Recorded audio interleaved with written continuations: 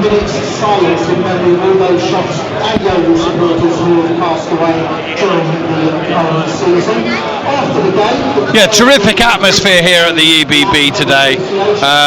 Big queues coming out the club shop with all the merchandise on sale for next week. But today, I think everybody here at the EBB of Aldershot Town Persuasion wants to see a performance again. They want to see a levelling out. Heads have gone a little bit over recent weeks. It's been very difficult for them. Today they have the opportunity where they could finish as high as 16th, they could finish as low as 20th, and potentially only stay up by 1 point if the results went against them. They name a strong side, which could be the side that starts next week at Wembley. Dewhurst in goal, Woodhouse, Ellison and Armitage, the very young trio of Loneys at the back. Frost, Hargreaves, Theo Widrington and Aaron Jones across the middle. And then both Josh Barrett and James Henry starting behind Jack Barham. 18th place Shots against 16th place Yeovil. Coming up for our online listeners, 3 o'clock kickoff.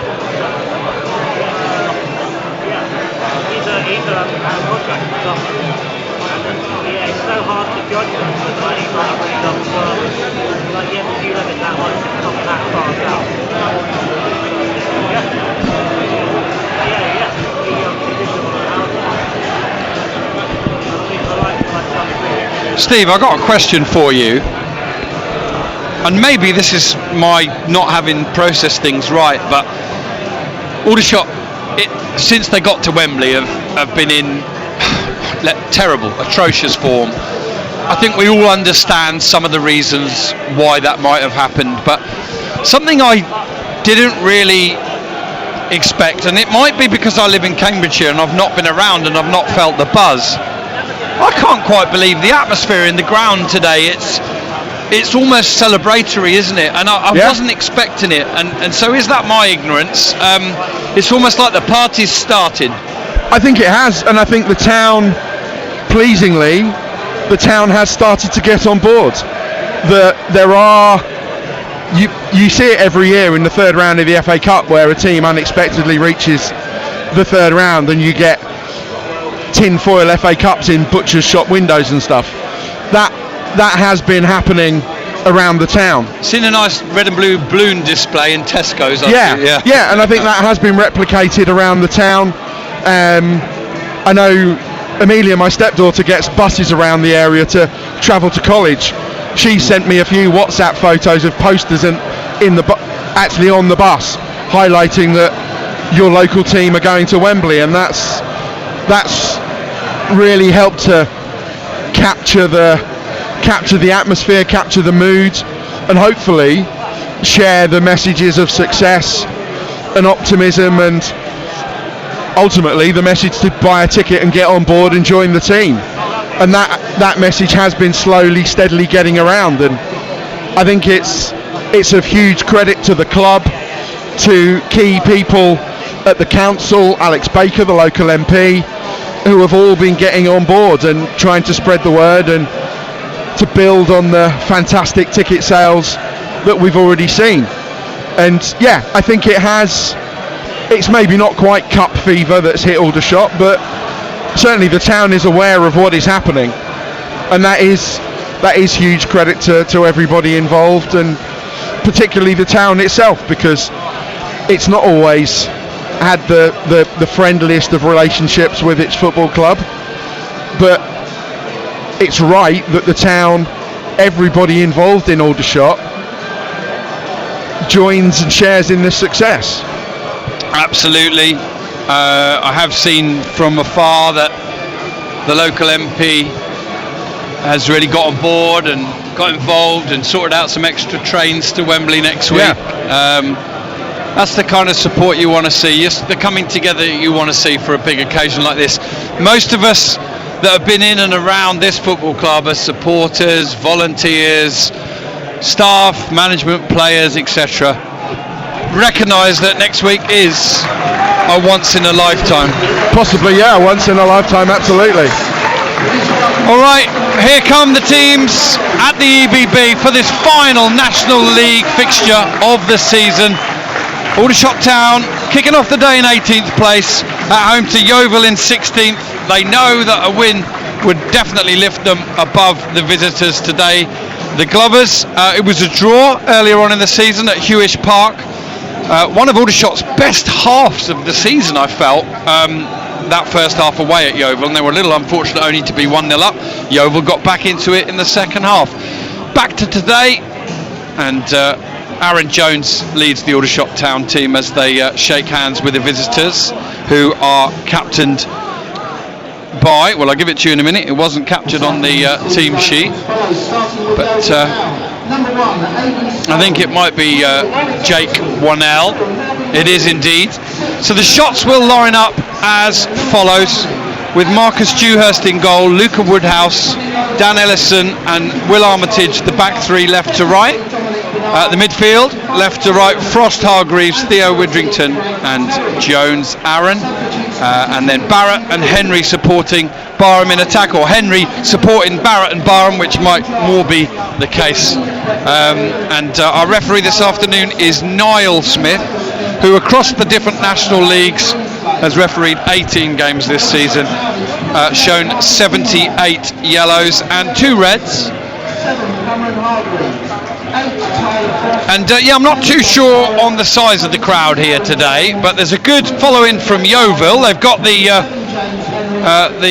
East Bank and the Slab and the National and the South Stand sections. And Steve, incredibly good support from Yeovil, I would say, given a relatively meaningless end of season game. Absolutely, yeah. The main part of the away end of the East Bank is heavily populated. There are a few braving the spring showers on the open terrace, and then the allocation of seating that Yeovil have, the one quarter of the South Stand is maybe 3/4 full. I would guess overall certainly 400. Absolutely, at least that. A very decent turnout, albeit it's one of their closer away games. But yeah, considering it's bank holiday and there's so many other things for people to do, Yeovil are safe. Okay, a minute's silence for all those related to Aldershot Town Football Club that have lost their lives this season.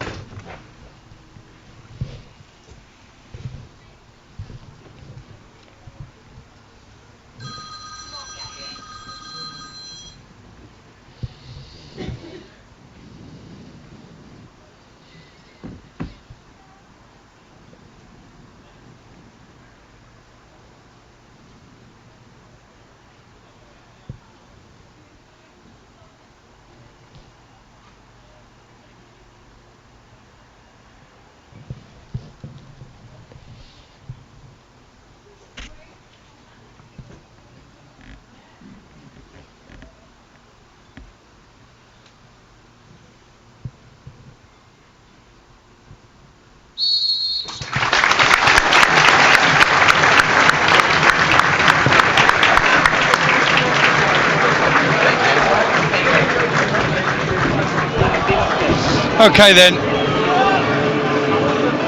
with our very best wishes to anybody that's listening in this afternoon that's lost a loved one over the course of this season. And now we'll get on with the business of the final National League game of the season here at the EBB. Aldershot Town in their home kit of red and blue striped shirts, red shorts and red socks against Yeovil, very simply in an all-white kit. The Aldershot Town lineup I've already given you. Yeovil will line up as follows in a 4-3-3. Aidan Stone in goal, Whittle, Terry, Williams and Bernard across the back. Cooper holding midfield with Wannell and Kite, and then Sonny Blulow, Everton in great form of late, McGuckin and Twamley, the forward three for Yeovil, who have kick-off and immediately send the ball down toward the East Bank end. It's headed away by Will Armitage, headed back by Kite, and then acrobatically hooked over his head by Whittle, who is well forward. He battles for the ball now. It's in touch, and it will be a throw in to Yeovil. On this wretched run they've had of late in the league, Steve, Aldershot have conceded an awful lot of early goals. I would imagine that have been one of their little goals today to try and steady the ship and get started a bit more solid. Absolutely, yeah. I think keep it tight early on, and yeah, you don't want to find yourself out of the game after 10 minutes. Yeah. Yeovil make a little bit of a hash of the throw. It'll now be an Aldershot throw in pretty much the same position. Welcome to any Yeovil Town supporters listening. I know there is a BBC Somerset commentary and a Yeovil club commentary, so I wouldn't expect, unless you just like a different flavour, that you'll be listening to this one. But either way, as the Shots fans listening and watching on NLTV know, Steve Gibbs and myself will call it honestly as we see it. We'll give credit where it's due, and we'll give our honest opinions. As Josh Barrett tries to get onto a ball there as the light drizzle comes down again. It was very heavy 20 minutes or so before kick-off, had abated and now has come back. Barrett's just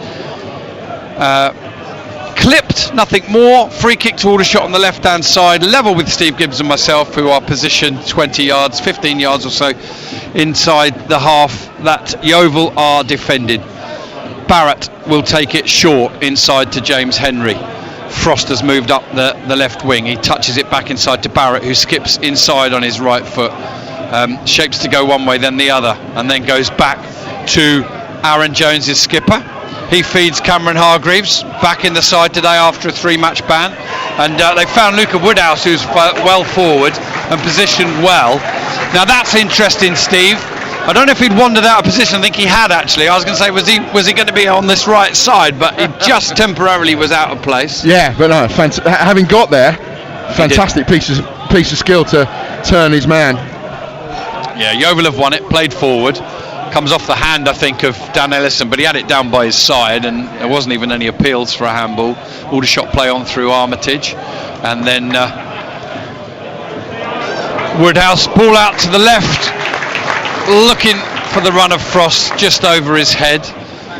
2 minutes and 40 seconds gone. Aldershot Town in 18th place 0, Yeovil Town in 16th 0.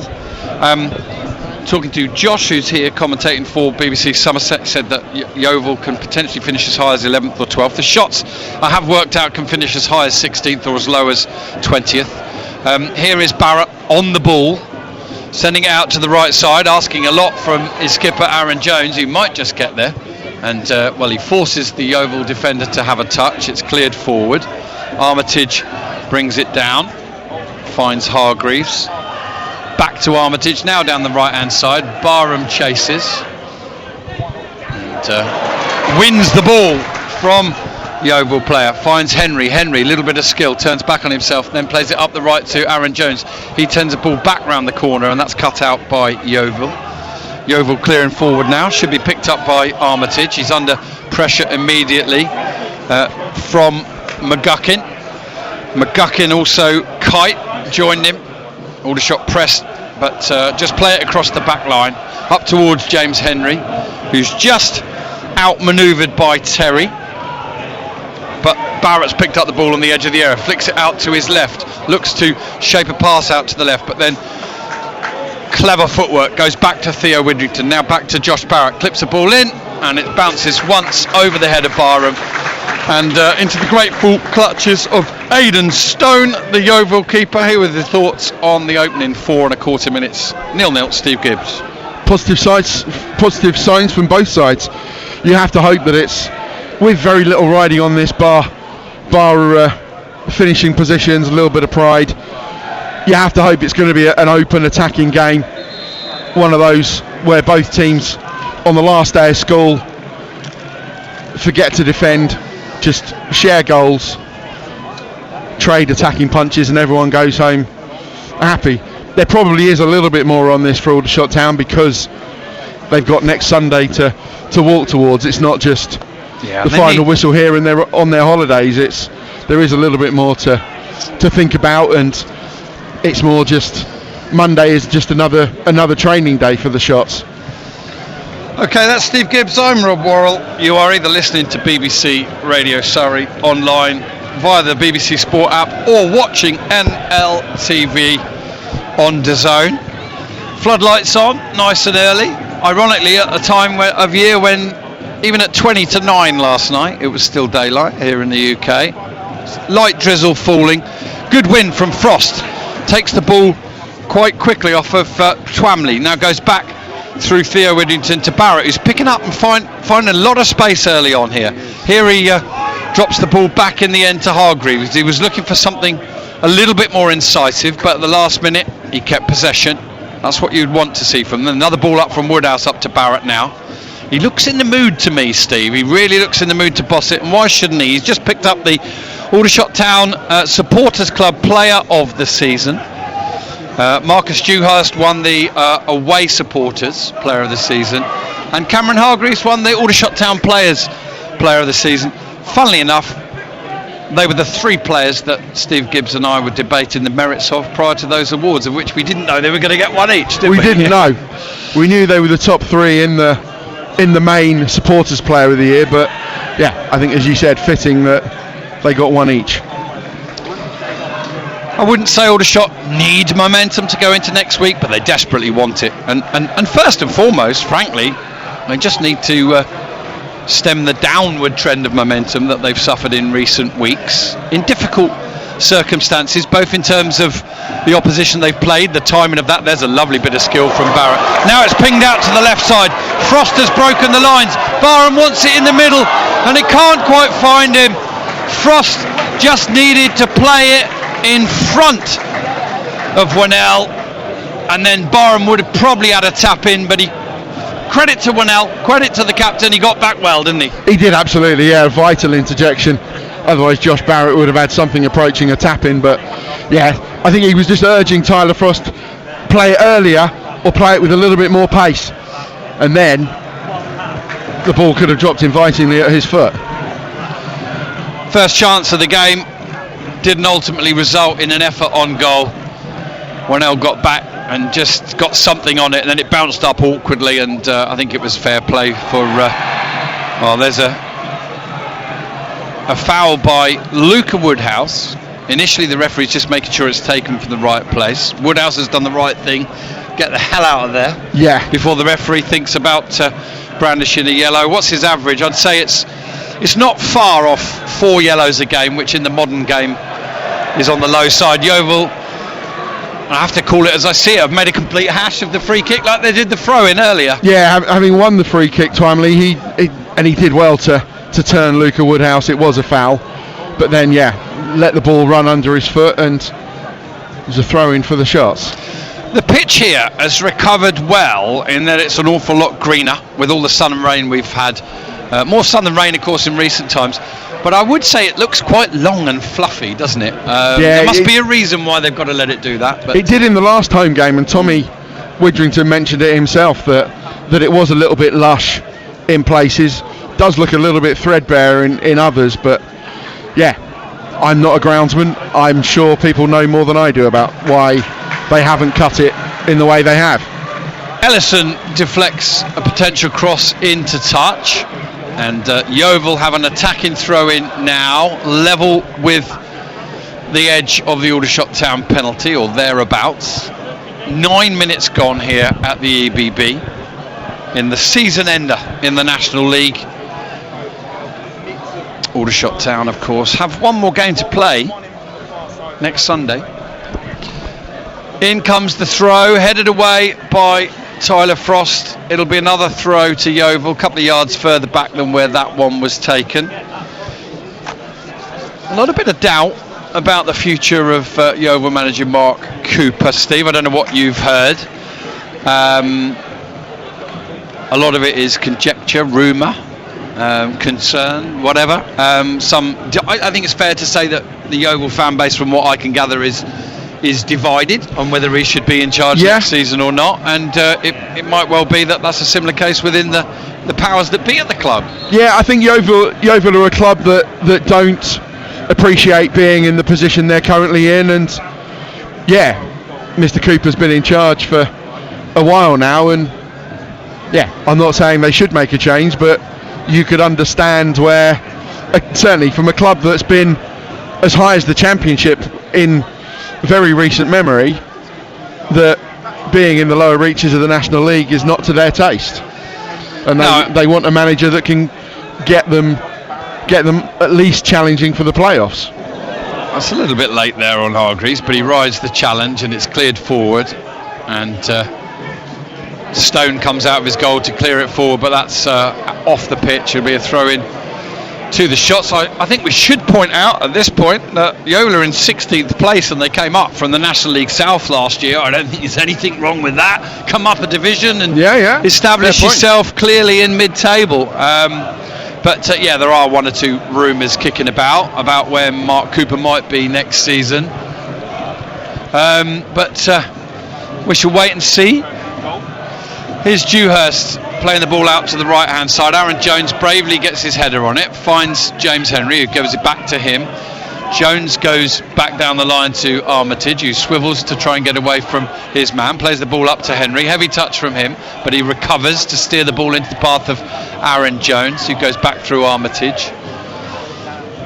Given the difficulties of the pitch and the form, here's Barrett riding challenges here from behind, from Morgan Williams, the very highly rated Yeovil centre-back. He gets the free kick, gets the sympathy of Niall Smith. Aldershot take the free kick short.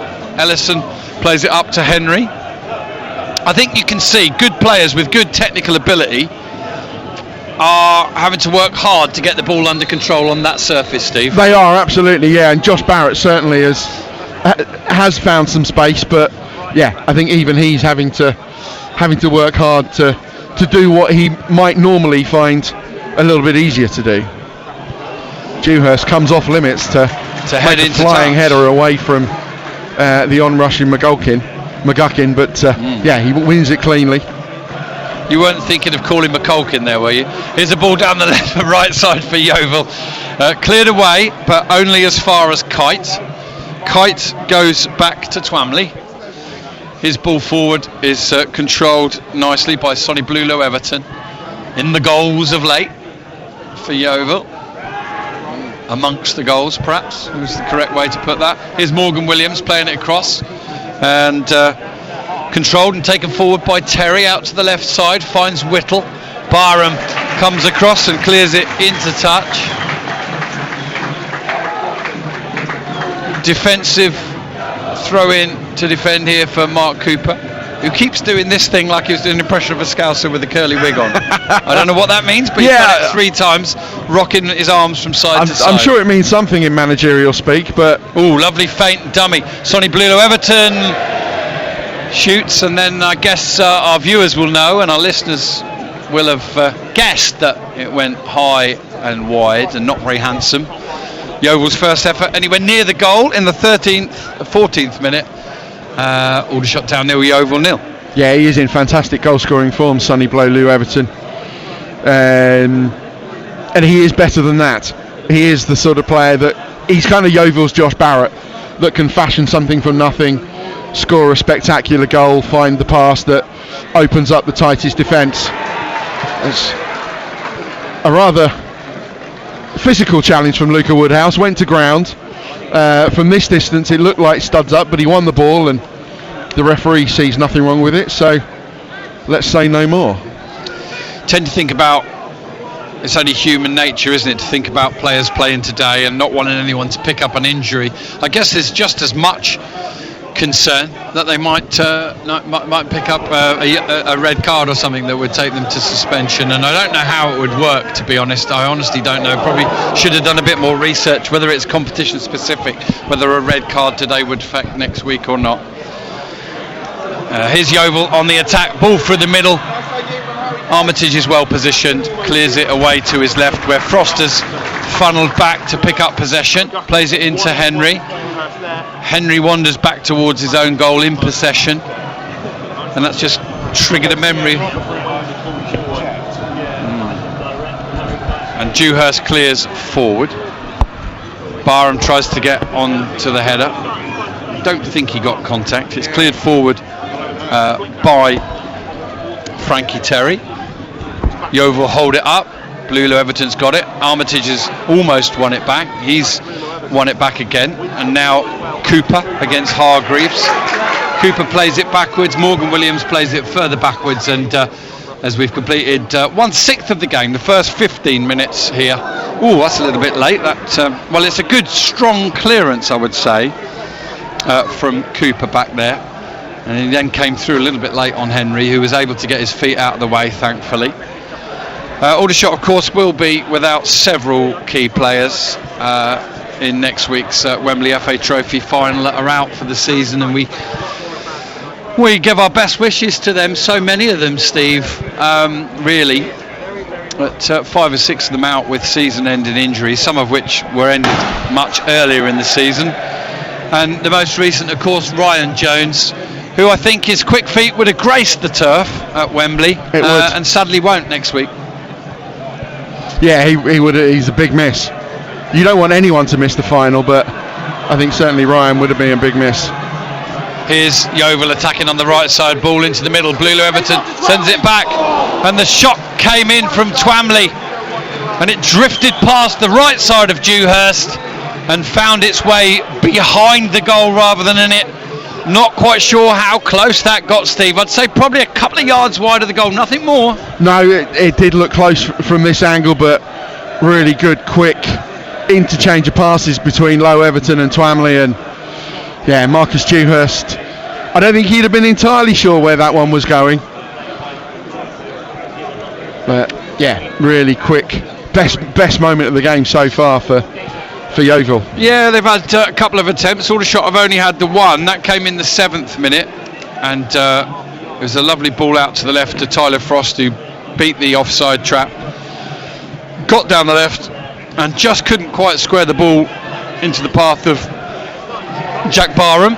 Here Yeovil playing a ball deep into the Aldershot half on Aldershot's right hand side. It goes straight into touch. Sad to report that a red flare has gone off in the East Bank, and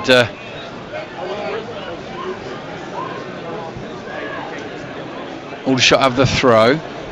Armitage has lost out though. Whittle and Bluelow Everton exchange passes. Bluelow Everton's got it again, squares it across to the edge, and well done Luca Woodhouse, took the ball off Twamley, but then Twamley wins it back, and now Cooper's coming forward, so out to the right hand side, and again it's been put wide by Yeovil. I thought that was an even better chance for McGuckin, Steve, and he's ended up putting it exactly where Twamley did. Yeah, absolutely, it was a good chance for Twamley, but gilt-edged for McGuckin, and between those two chances Yeovil should be up. They've opened up the Aldershot Town defence twice in a couple of minutes. Superb passing moves, all too easy from a shots point of view. Visitors should be one up. Well, they've had chances in the 14th, 16th and 18th minute after what looked like a pretty solid start for the shots, and I think regardless of what's played out in front of us, the shots are 18 and a half minutes in, the score is 0-0. They've got a platform in the game, but after a high tempo start, it's been a lot more even since, and Yeovil starting to get in. They might get in again here, and there's a ball played wide and sent across and into the side netting. And now in the 19th minute, Yeovil have a 4th chance in 5 minutes, and Aldershot have given it away again. Dewhurst has given it straight to Bluelow Everton. He's done the byline, and he pulls it back. Hargreaves has won it and clears it away up towards Barham. Barham turns. Can he keep the ball in? Yes, he can. Can he find Barrett inside? No. It's an easy ball on to Barrett, Steve. And he tried to look for Henry on the far side. He went with a more complicated option, and Barrett furious.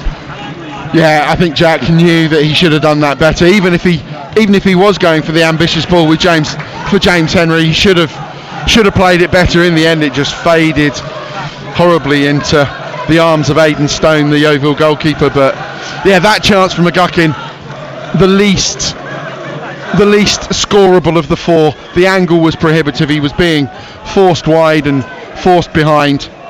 Mark Cooper just turned around and laughed. He thinks this is one of those comedic last days.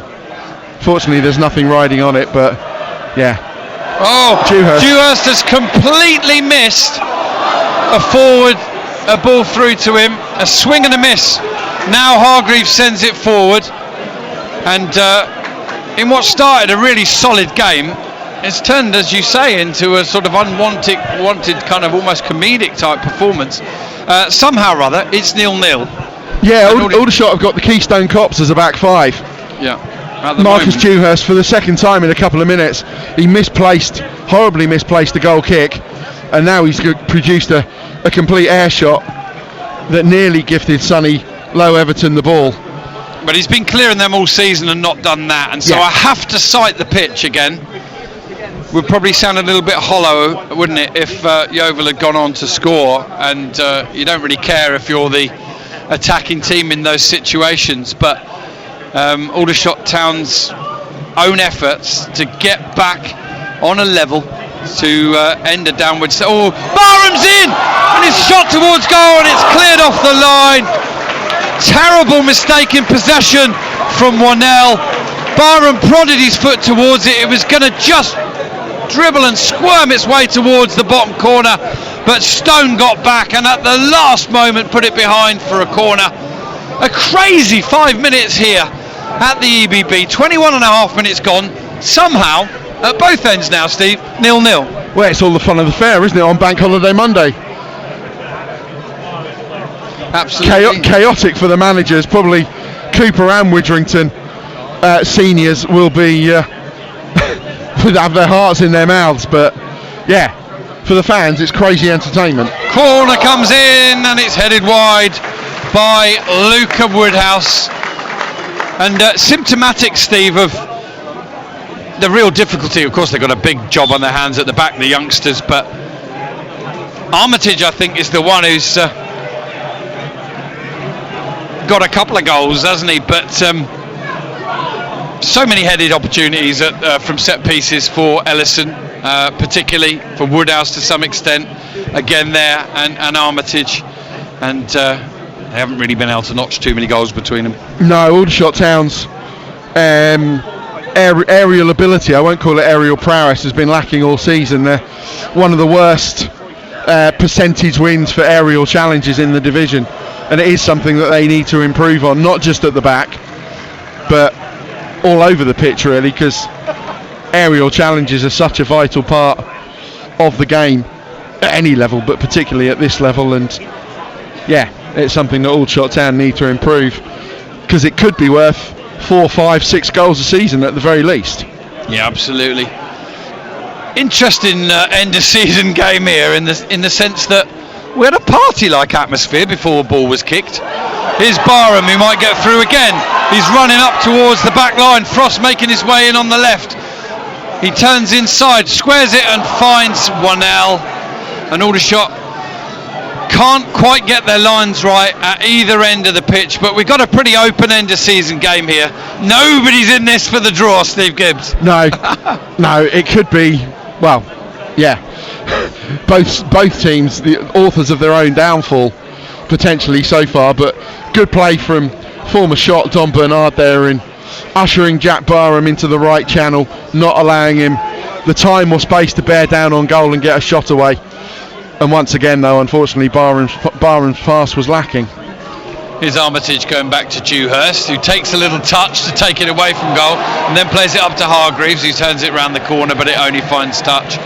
I'm not sure whether it's nerves, whether it's the pitch, whether it's what's coming next week. All these factors are playing a part in a crazy sort of game that, from the outside looking in, is 0-0, but there's so much more to the story. There is, absolutely, yeah. It could be 2-1, 2-2, whatever so far, but yeah, Marcus Dewhurst needs to calm down.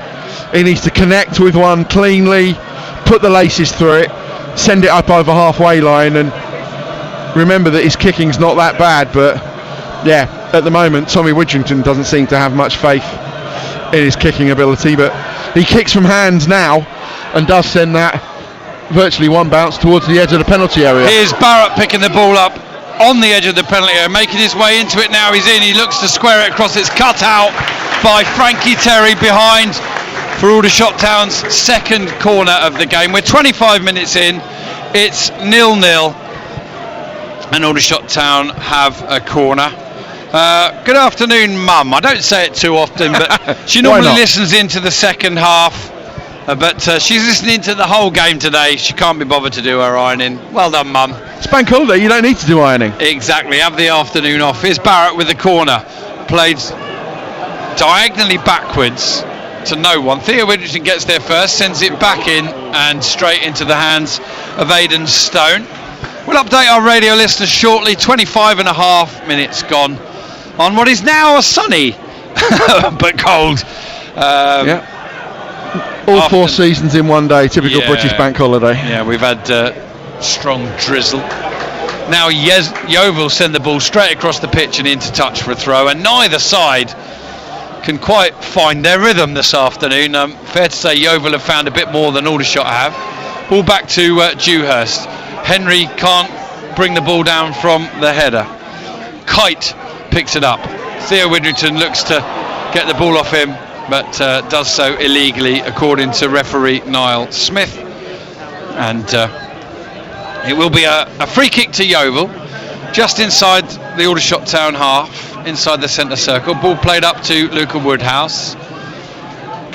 Up to Twamley, who falls over. Ball's in touch. It's a throw in to Aldershot town. Very good afternoon to Mike Brown, who's tuning in, as he often does. Ellison goes back to Marcus Dewhurst.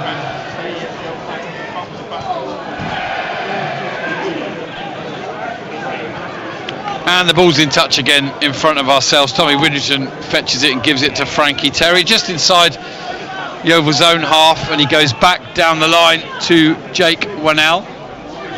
I think was excellent at Hewish Park earlier in the season, and he's done a couple of good things today, but he's had a couple of worrying moments as well. And here come Yeovil, just inside their own half. Cooper looking to spread the ball out to the right side. Don Bernard has to come backwards and chest it down. And 27 and a half minutes gone. We'll update our radio listeners now.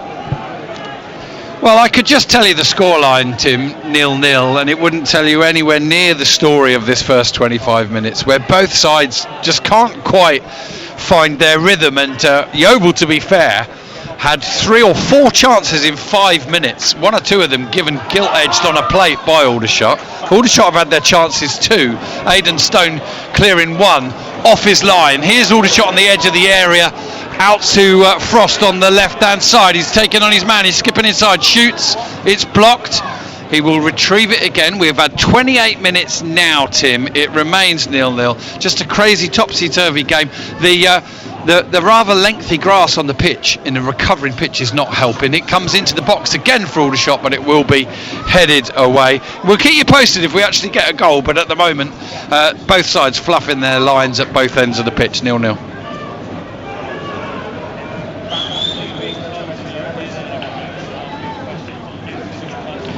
Hargreaves in possession in his own half, goes back to Ellison. Theo Widrington picks it up, and now Armitage threatens to go long down the right, but turns back, goes back to Dewhurst, who clears it forward but holds his arms outstretched as if to say, I just don't know how it's going to bobble towards me, or why do they keep playing it back to me in such tight areas? I don't know, one or the other. Steve, which one do you reckon? Yeah, I think a bit of both. Both goalkeepers have had good and bad moments so far this afternoon, as with most of the players on the pitch. But yeah, at least it's making for an entertaining helter-skelter sort of game. Here's Yeovil in possession on halfway. Luca Woodhouse is currently chasing Bluelo Everton, who's skipping inside. Then a good interception from Theo Widrington, plays it up to Barrett. Barrett back down to Aaron Jones, and then Jones plays it forward. Barham jumps with Wannell. A little bit of a mishmash, a mix. I'm not even sure what word I'm trying to say there. But anyway, Wannell wins it. And Yeovil keep possession and go back to the keeper, Aidan Stone. mishmash or a mixed match. I'm not too sure, but anyway, we are approaching the 30-minute mark. It's 0-0 here. Ellison stoops to send a low header out to Luca Woodhouse. He sends it back inside to Marcus Dewhurst, who gets it under control before a second attempt playing it forward, and now it's played up again but cut out by Armitage. He plays it up to Josh Barrett, who controls the ball and then sends it back to Aaron Jones. Forward to Jack Barham, comes off his man, chests it down brilliantly, feeds it to Josh Barrett. Barrett inside to James Henry. Henry and Barrett exchange passes. And now Barrett lifts it over, looking for Theo Widdrington. Good positional sense and good touch from Jake Winnell. Sends it out to Frankie Terry on the left touchline. He'll send it back in. In the 31st minute, Aldershot Town 0, Yeovil 0. I haven't given you any updates from anywhere else this afternoon. I'll do so next time we have a little break in play. Good afternoon to Guy Owen, watching from Burnley. He hopes that the shots settle down a little bit quicker on Sunday than this. Come on the shots. It will be quite an occasion, of course, next week. We're trying to focus as much as we can on today's game and today's commentary, exactly as the players are. But inevitably our heads and our mouths will wander to next Sunday from time to time. 31. What's happening next Sunday? 31 and a half minutes gone. And Aldershot just pressing Yeovil inside their own area. Morgan Williams has shaken that off a bit. He's made a few yards forward here. Ball's played up to Twamley, who's wandered inside. And then Terry plays it inside and it's cut out by Theo Widdrington. And now Woodhouse up to Hargreaves, who's just caught from behind and he punches the ground. I think he's just had a stud across the back of his boot, just whipped across the back of his Achilles, and he's not happy with it. And Stevie's body language isn't good. Hopefully it's just momentary pain that he's feeling. He's up, he's going to hobble on, but it's a challenge he could have done without. It is, yeah. Hopefully some of that was just pulling his boot back on, but he is limping forward, is Cameron, and yeah, still trying to put something right on his left foot as he questions the referee. Now falls to one knee, I think just... Yeah, he's just checking now. He's just trying to walk around. He is going to need treatment. At 1 minute, you just don't know, do you, if it's just a momentary thing or whether more damage has been caused there. Yeah, if you're in any doubt, you don't take any chances. You don't take any chances, no. You've got Dejan Tetek on the bench. You do not take any chances whatsoever. Now, we don't know what's happened, but in Cameron Hargreaves' body language, he's sort of sitting up, but he just laid down and put his head in his hands. So whether that's fear that something serious has happened or something serious has happened that we don't know. Ironically, the reason he got a 3-match ban was because he swept away at the back of another player's feet to try and win possession up at York. And we did feel at the time, those of us that were there, myself and Alan Baldwin, that it was rather a harsh red, but it was that kind of tackle. He's now taken his boot off, I think, and we'll have to wait and see what the situation is. We look at the Aldershot Town bench today. I mean, I'm sure all 7 players on that bench would give you a good reason why they should be considered for next Saturday's starting 11, but I said to you off air, the one player in that 7 on the bench that would probably have the biggest case to be a starter would be Dejan Tetek, and I would imagine would be the most likely to come on for Hargreaves if he has to now. But Van Stappershoef, Corbett, Bray, Gandor, Mullins, Tetek and Kwame Thomas, it's an obvious pick if someone has to replace Hargreaves. Absolutely, yeah, in central midfield, a completely different player to Cameron Hargreaves, who is looks like he's gone back, lying back down flat on the turf now. Doesn't look good. No, Theo Widdrington just got up. And Tetek's getting stripped. Steve. Yeah, I think you certainly wouldn't take any chances. You'd hope that the 6 days between here and then is enough for him to recover. It would be a personal huge disappointment, and also huge disappointment to the team as well. Softened slightly by the potential incoming of Dejan Tetek to start next Sunday. But yeah, you don't wish that sort of misfortune on anybody. Not for Aldershot, not for Spennymoor. You hope that all of the teams, that the outcome is decided on its merits on the pitch. That if someone deserves to start, they will be able to.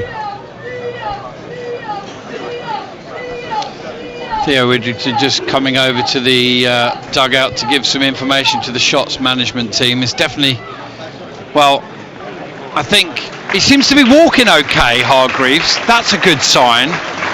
There's not too much of a limp there, but they're not taking any chances with him. He's actually pointing now at Cooper, and he needs to not get involved here. Whatever he said coming off, he's not happy with it at all. But it is the end of his afternoon, so he doesn't get the chance to get 90 minutes or close to it under his belt after coming back from a 3-match suspension. Dejan Tetek is going to come on. And football writes some very strange stories, doesn't it? Just back from a 3-match ban for putting in a comparable tackle on an opposition player up at York. And Cooper's certainly the player he had a word with. I can't categorically say it was Cooper that did it, if I'm honest. I'm not sure. He may have just said something. It may have been that. Cooper was either the person involved in the tackle, or said something while Cameron was down, who now limps. Does look like he's limping again down as he heads down the tunnel towards the dressing rooms. Dejan Tetek is on. That will weaken Aldershot Town's midfield. Not a jot. They are completely different players though. Ball forward. Ellison thinks he's fouled from the free kick. He then sends a tame header wide, but he'll say he was knocked off his balance. Anyway, 37 minutes gone on the clock, less than that due to that considerable stoppage for Hargreaves, which was at least 3 minutes, and it is 0-0. I mean, right now, Steve, we don't know the extent of that injury. I think it was an encouraging sign how briskly Hargreaves walked off. And I will say it was also encouraging, in a way, that he was able to kick the dugout in frustration. Yeah. And he did give the dugout an almighty whack before he disappeared down the tunnel. Yeah. Here's the ball back in play. Aaron Jones sends it forward. Theo Widrington sends it on. Ellison competes for it. James Henry is dispossessed by Williams, and Kite comes away with the ball. Goes back to Don Bernard, out to the right hand side. Good move this from Yeovil, and it's picked up again by Kite, down by the byline. He's got Tetek there shepherding. Tetek's done well, and he's won the ball, sends it forward looking for Barham. Barham tries to chest it down. Thought he might have been fouled by Wanell. Nothing given by referee Smith. Yeovil continue with their attack, and McGuckin picks it up, sends it out to the right side of the penalty area to Bernard. Back to Twamley. He tries to get it on his left foot. Aldershot cut it out. Theo Edrington sends it forward, and Barham looks to try and get away from Morgan Williams, and he's into the penalty area and he shoots and scores! Jack Barham puts the Shots ahead. Terrific clearance from the Shots. Great work with the pass forward that I want to say I think was Theo Widrington. It was. With the assist, Barham managed to turn and get away from Williams, and he left him for dead. Drew the keeper, got his shot away. Aidan Stone got something on it, but the ball went underneath his body and found the far corner of the net, and it is double figures for Jack Barham for the season. Aldershot Town 1, Yeovil 0.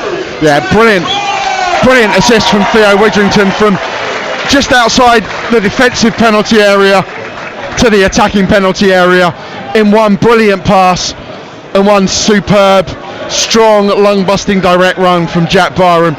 Theo just stroked the ball forward, and you thought, he's just clearing his lines, he's just relieving some pressure, but no, it was far better than that. Superb. Barham got the wrong side of Williams as far as Yeovil were concerned, and then he had the strength, the legs, and the composure to finish. To score his 13th goal of the season, not his 10th, apologies. Yeah, and the shots, even before this afternoon, in the top 30 players for goals and assists in the National League, Aldershot Town are the only team to have 3 players in that top 30, Barrett, Barham and Henry, and that's huge credit, testament to the attacking prowess of all 3. And that when you consider some of the attacks in this division, that no other team has 3 players in the top 30 for combined goals and assists. That's what Henry, Barrett and Barham bring to this team.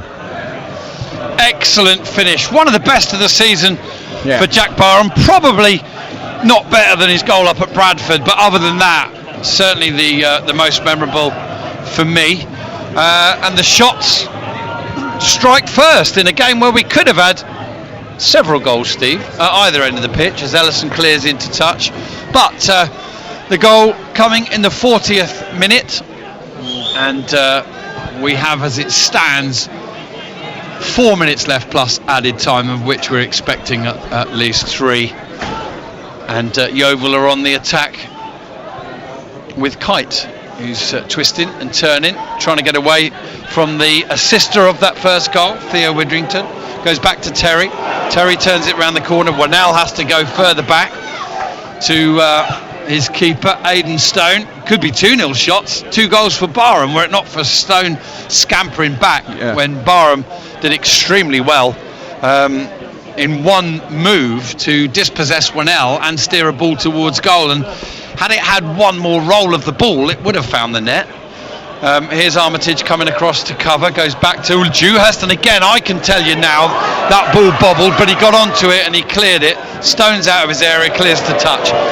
Dewhurst managed somehow there to make clean contact with that ball, but I visibly saw a bobble. Yeah. We're not certain whether the other miss-hit clearances have been due to bobbles, but I think there's a good chance. But yeah, he caught that one sweetly and fiercely, and before, in the blink of an eye, it was sending Jack Barham scampering into the final third. We are back underway here in the 43rd minute. Dewhurst again clears forward. Wannell cuts that out, steers it straight to Cooper. Cooper to Bluelow Everton. A previous offside given again. Is it an offside that the referee's given? I think it is. Referees stopped the play for something. Let's just wait and see. He's now talking to Theo Widrington, and he's given him a very clear talking to, and it's a free kick to Yeovil. So I can only think that the referee had previously played on an advantage, an attempted advantage, which didn't play out. So free kick to Yeovil. I didn't see the infringement, whether it was on or off the ball, but Cooper sends it to the edge of the area. It's headed clear by Ellison. Barrett tries to get up. Bernard beats him in the air. It's flicked on into the path of Wannell, who's up there. He takes it over Woodhouse's head, and then Aldershot dispossess him. Woodhouse sends it out to the right to Henry. Sends it forward to Josh Barrett. Barrett's going to square it, looking for Frost, but he gets that all wrong. I think it was a simple enough one to see, but not always difficult when you're in full flight, to send it straight across the pitch. Yeovil then send it forward and back into the hands of Dewhurst.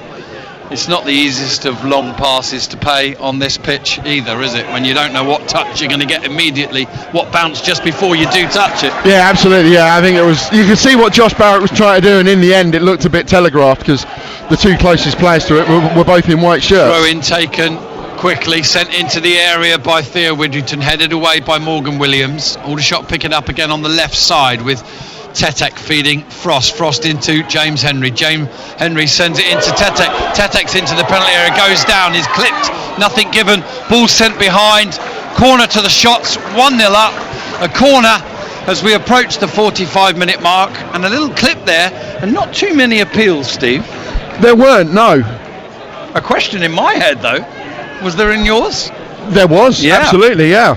We don't have the benefit of a replay, so if you're watching this on NLTV and you see one now and it was a clear penalty or not a clear penalty, fair play to you. We don't get a second look.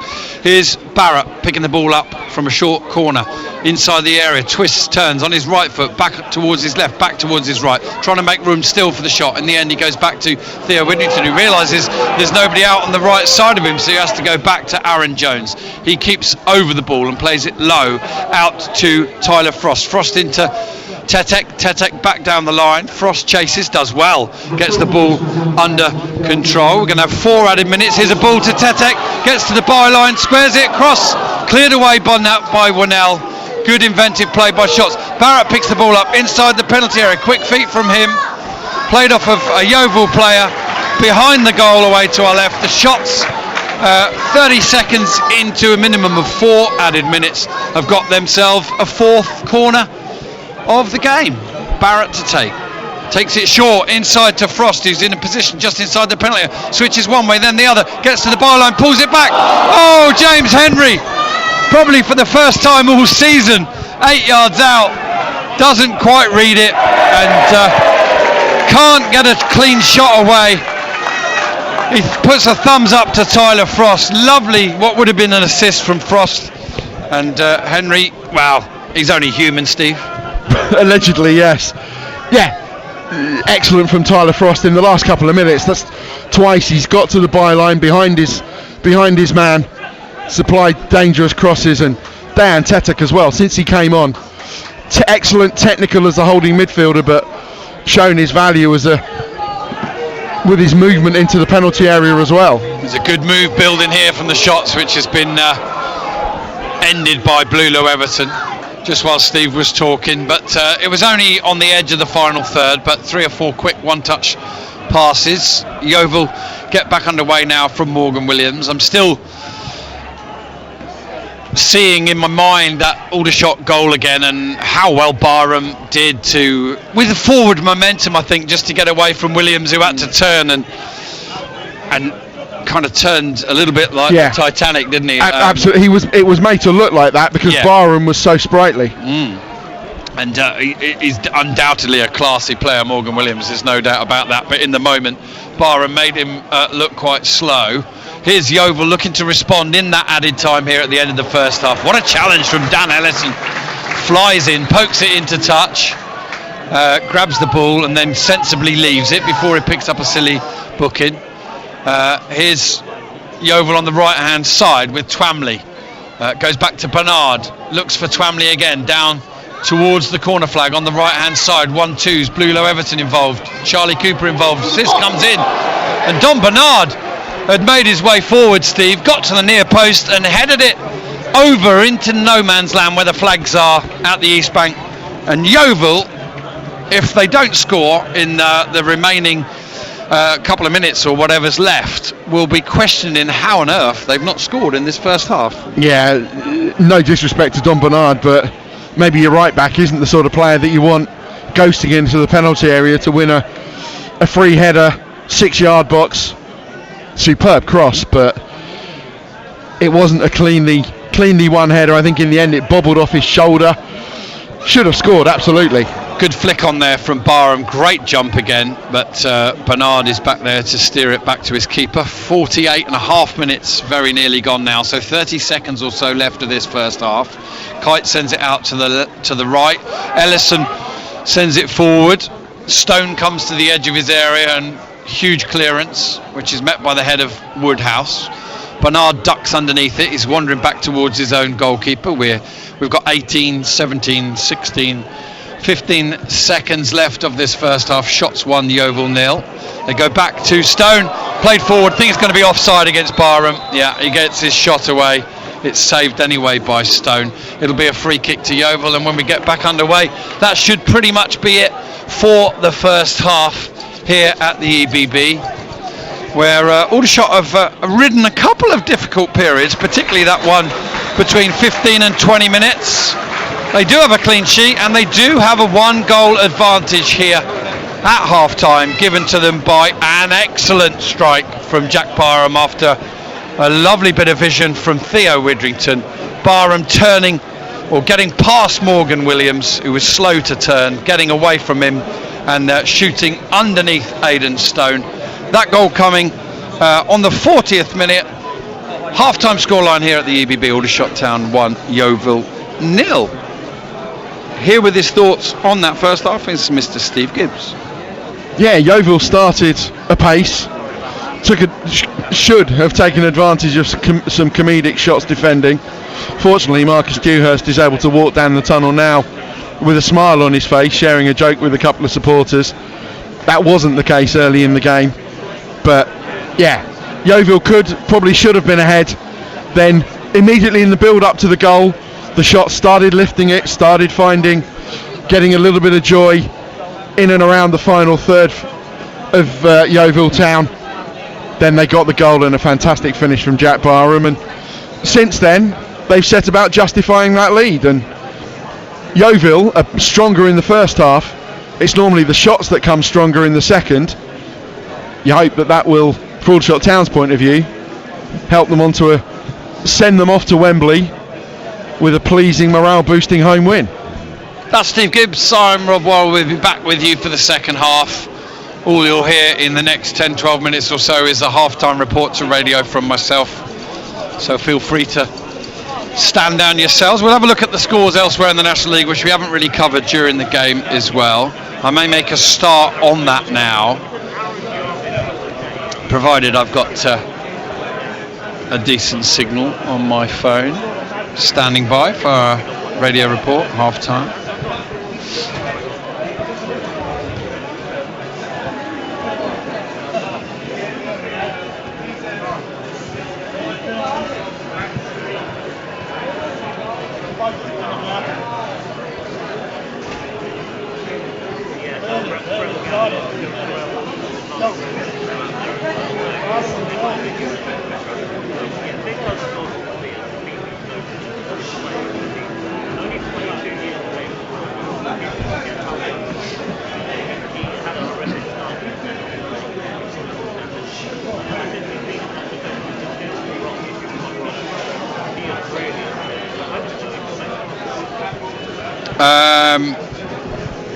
No idea. Steve, would you know?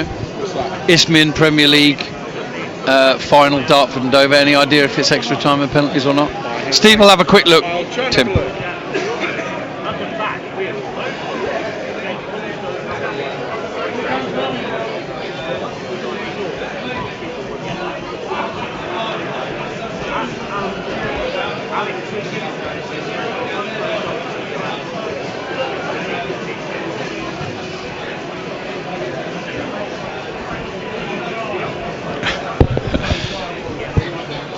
Yeah, on the scoreboard it is going okay for Aldershot. They have a clean sheet and they've got a slender lead too.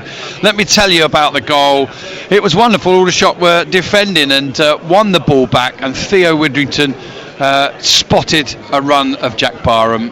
He found himself up against the rather colossus Yeovil defender Morgan Williams, who's no slouch, but Barham made him look so as he got away from him and tore towards goal, and then got his shot away, which he managed to just get underneath Aidan Stone in the Yeovil goal. It came 5 minutes before half-time. Prior to that, we've had one or two rather inadvertent comedic moments, really, largely due to a bobbly pitch. We've seen Marcus Dewhurst swing and completely miss a back pass, but he was able to recover. Yeovil had a little patch between 15 and 20 minutes where they had 4 chances of some description. The shots then settled into the game, and Barham very nearly gave the shots the lead on 20 minutes, but Stone scrambled back to clear off his line for a corner. They're the key moments, really, and the key moment of all was Jack Barham putting the shots ahead 5 minutes before half-time. Aldershot Town 1, Yeovil 0. Just for the benefit of our online listeners, let's have a look at the scores in the National League. No question of Barnet partying too hard. Fylde 0, Barnet 2 at half-time. Altrincham 0, Tamworth 1. Tamworth going to finish in such a creditable position, most likely ahead of Altrincham as things stand. Braintree 1, Rochdale 0. I'm going to leave out the games involving the 3 sides, 2 of which are going to go down today, for just a minute. Eastleigh 0, York City 2. Gateshead 0, Southend 0. If it stays like that, Southend will make the playoffs and not Gateshead. Hartlepool 1, Forest Green Rovers 0. Oldham 1, Ebbsfleet 0. And Sutton 0, Woking 1. Now, 2 of these 3 are going to go down. And they're all winning. Maidenhead 1, Boston 0. Solihull 0, Dagenham 1. Wealdstone 3, Halifax Town 0. Incredibly, if it stays as it is at the minute, Wealdstone are going to end the season on 53 points and go down, because Dagenham and Redbridge start the day ahead of them, and they are winning 1-0 at Solihull Moors. And Steve Gibbs, if you don't mind picking up your microphone for a second, we can only be thankful, thanks to that brilliant form from the Shots in March, where they pulled well clear of any danger, that they're not involved in this on the final day. Were the Shots to slip up today and those other 3 results stay the same, Aldershot would only be up by 1 point. It's a bit of a moot point, because they're 1-0 up and they could yet very well bag 3 points or 1. Yeah, but absolutely, there was a period where the Shots were either in or perilously close to the relegation zone, and it was that form in March which eased those worries, but for a while it was looking touch and go. Absolutely. But that is, to go down with 53 points, everyone, even 52 points for Maidenhead, generally 50 points is considered at least some degree of a safety marker. To go down with 53, you've got to feel for Wealdstone. Couple of quick hellos while we're at half time. Tony Matthews, Big Tony Shot listening in Cambridgeshire. Colin Hayden listening in Tenerife. And Paul Reynolds just rushed home after a night shift, coming loud and clear in Florida. I'm packing ready for a flight to the UK tomorrow. See all you strays on Saturday. In the Saturday in the lounge. I'm not sure what's the event that's going on in the lounge the day before Wembley. I don't know about that, to be honest. I think the Ebb Lounge is open just for a social event for people to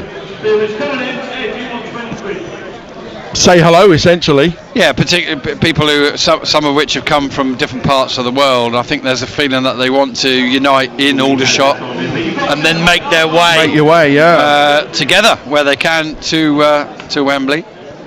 Make your way down Wembley Way. The cheers at the moment are for the half-time crossbar challenge. The remaining 6 Aldershot Town substitutes, Dayan Tetek's already on, of course, going through their routine at half-time. And, Steve Gibbs and myself going to take now that break off the microphones until the start of the second half. 1-0 Shots at half-time.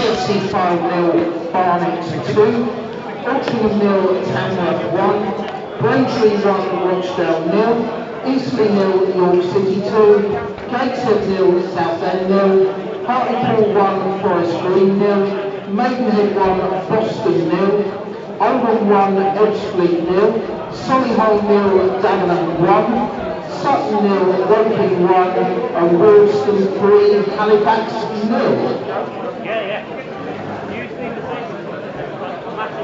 After the game today, the players will be doing a lap of appreciation, so if you want to hang around after the game, please feel free to do so. And as I mentioned a bit earlier, the club shop will be open between 5 and 6 after the game today for collections only.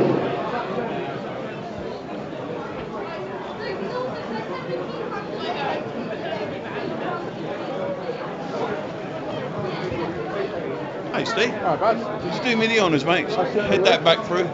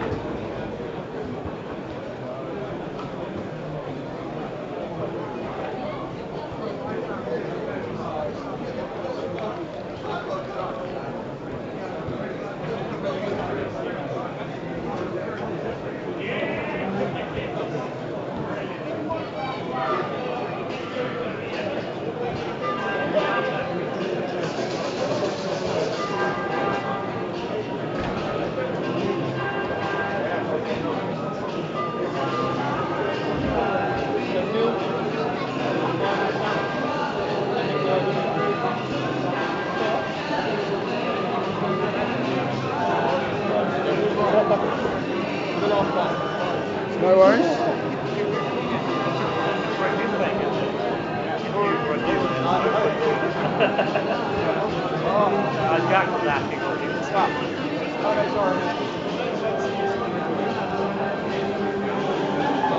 Happy birthdays today. Happy birthday to Jason Burney and happy birthday to Dave Shearer from Villa and Noah.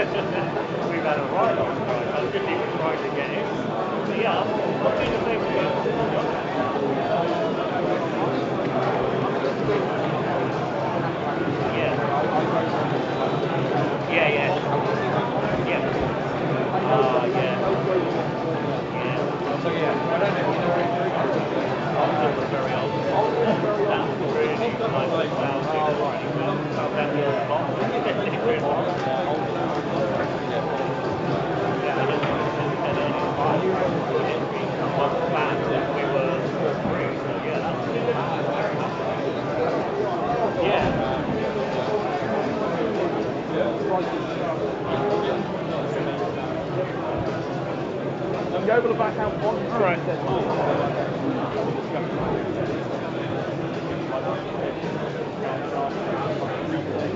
Substitutionary movement?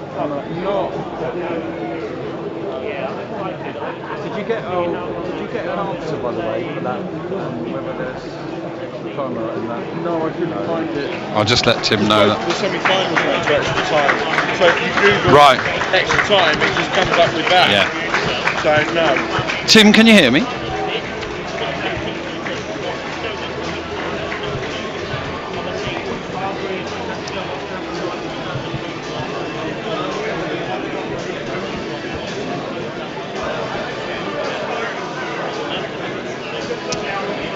Yeovil are out for the second half now, joined by the Shots. Stand by, listeners, for the second half here from the EBB.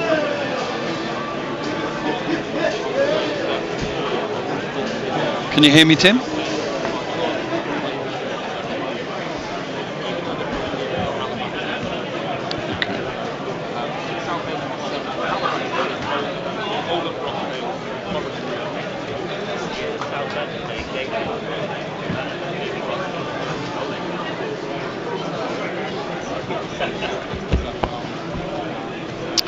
Okay, referee Niall Smith is shortly going to get us underway for the second half of this final National League fixture of the season here at the EBB. Aldershot Town 1, Yeovil 0 is the half-time scoreline.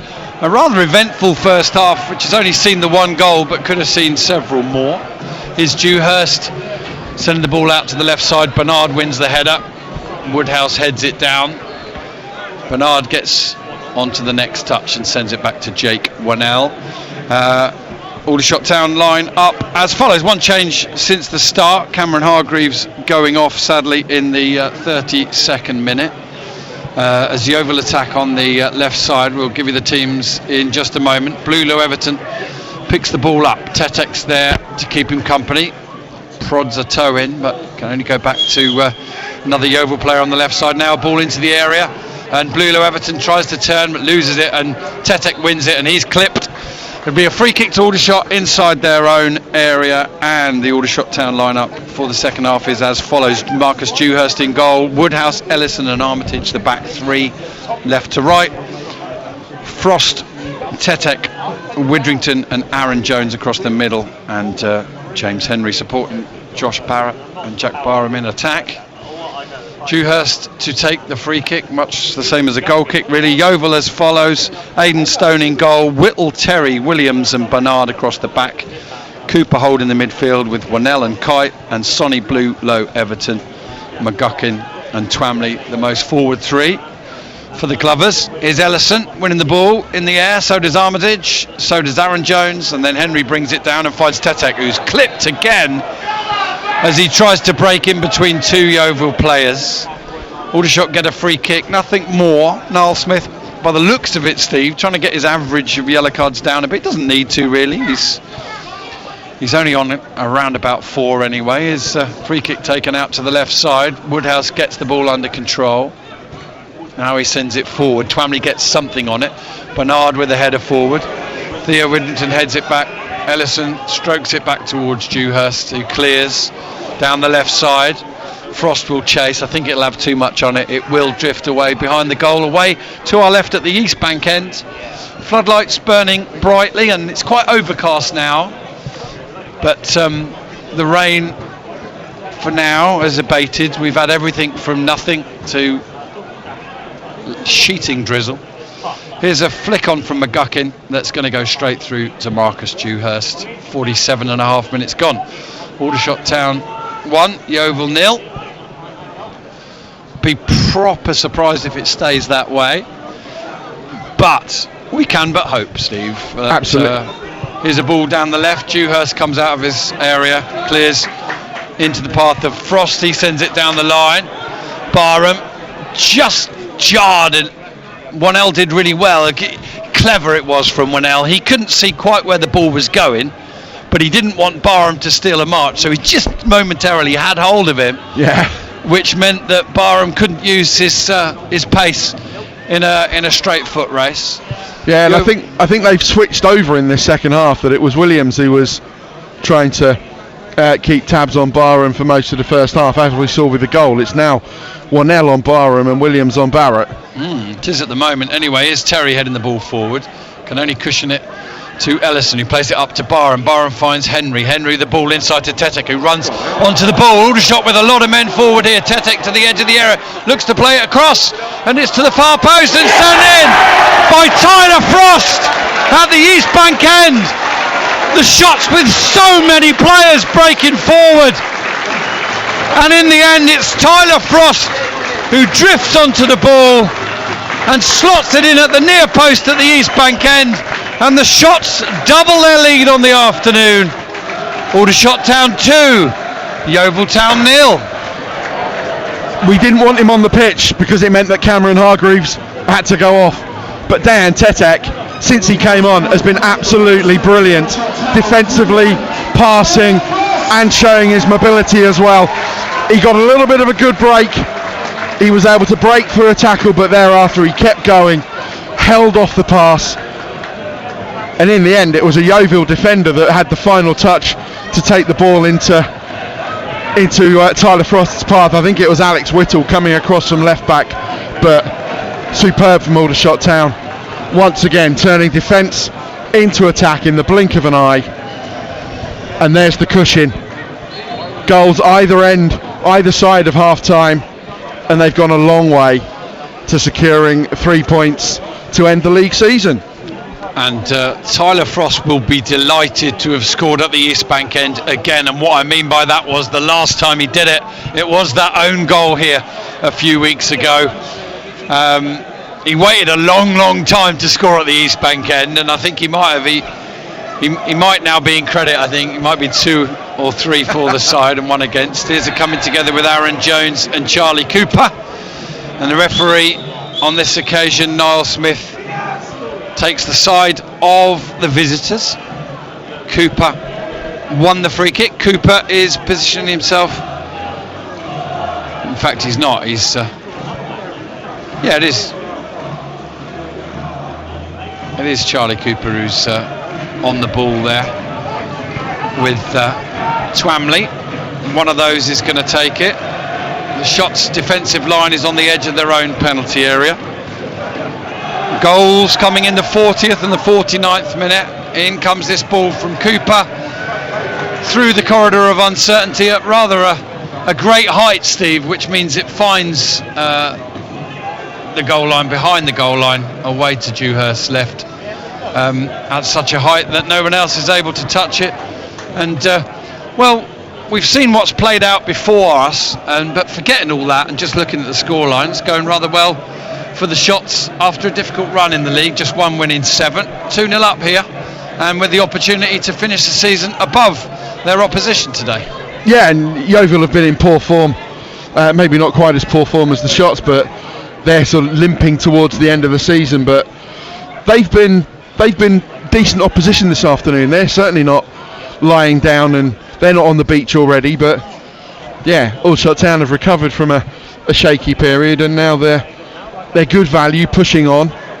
They're the stronger team in the second half. It's Yeovil who rely on their first half form to get them through games quite a lot of the time. And yeah, if they can kick on from here, it'll be a hugely impressive and valuable way to end the season for Aldershot Town. Here's Tetek again, patrolling that midfield, assessing his options, sending it out to the right side to Armitage. Armitage to Aaron Jones, back to Armitage, and then James Henry comes short to offer himself, and goes back to Dewhurst. Dewhurst shut down by McGuckie, now kicks long, and well, Morgan Williams steps in front of Barrett, but he can only send his header to Tetek, who shifts it to Theo Whittington, who shifts it out to the left side to Tyler Frost. Frost goes down to Barrett, who's into the penalty area. He's drifting away and he's dispossessed in the end. He was just looking to cut back and maybe slot a pass or find a shot. Yeovil clear it to touch just inside the Aldershot half. Ellison fetches the ball,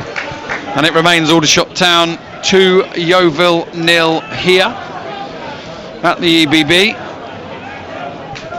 The Shots looking to end the league season on a high and just take a little bit of momentum into next Sunday's FA Trophy final. It's Tetek breaking forward again, and he's chopped down from behind, but he's got up, he's won the ball again, and the referee comes to his rescue with a free kick and a yellow card as well.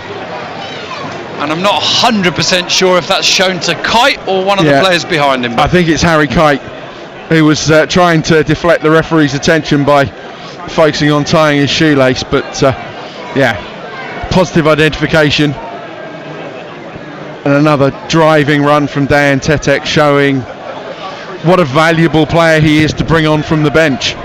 But he's been absolutely superb since his enforced introduction from the injury to Cameron Hargreaves. Right, Josh Barrett's going to take this free kick. Can he add another moment to the show reel, which is already getting quite lengthy now, and definitely outweighs the nearly moments. Pretty much dead straight, or so it appears to us. We're in the 55th minute. Shots to Yeovil 0. 3 men in the wall for Yeovil. Henry's there as well. So pretty straight, around about 30 yards out. And it looks as if Josh Barrett is going to have a go from here. Referee makes sure he's happy with the wall. Barrett stares at the ball and towards goal and sends it forward, and it's just over the bar. Not to be on this occasion.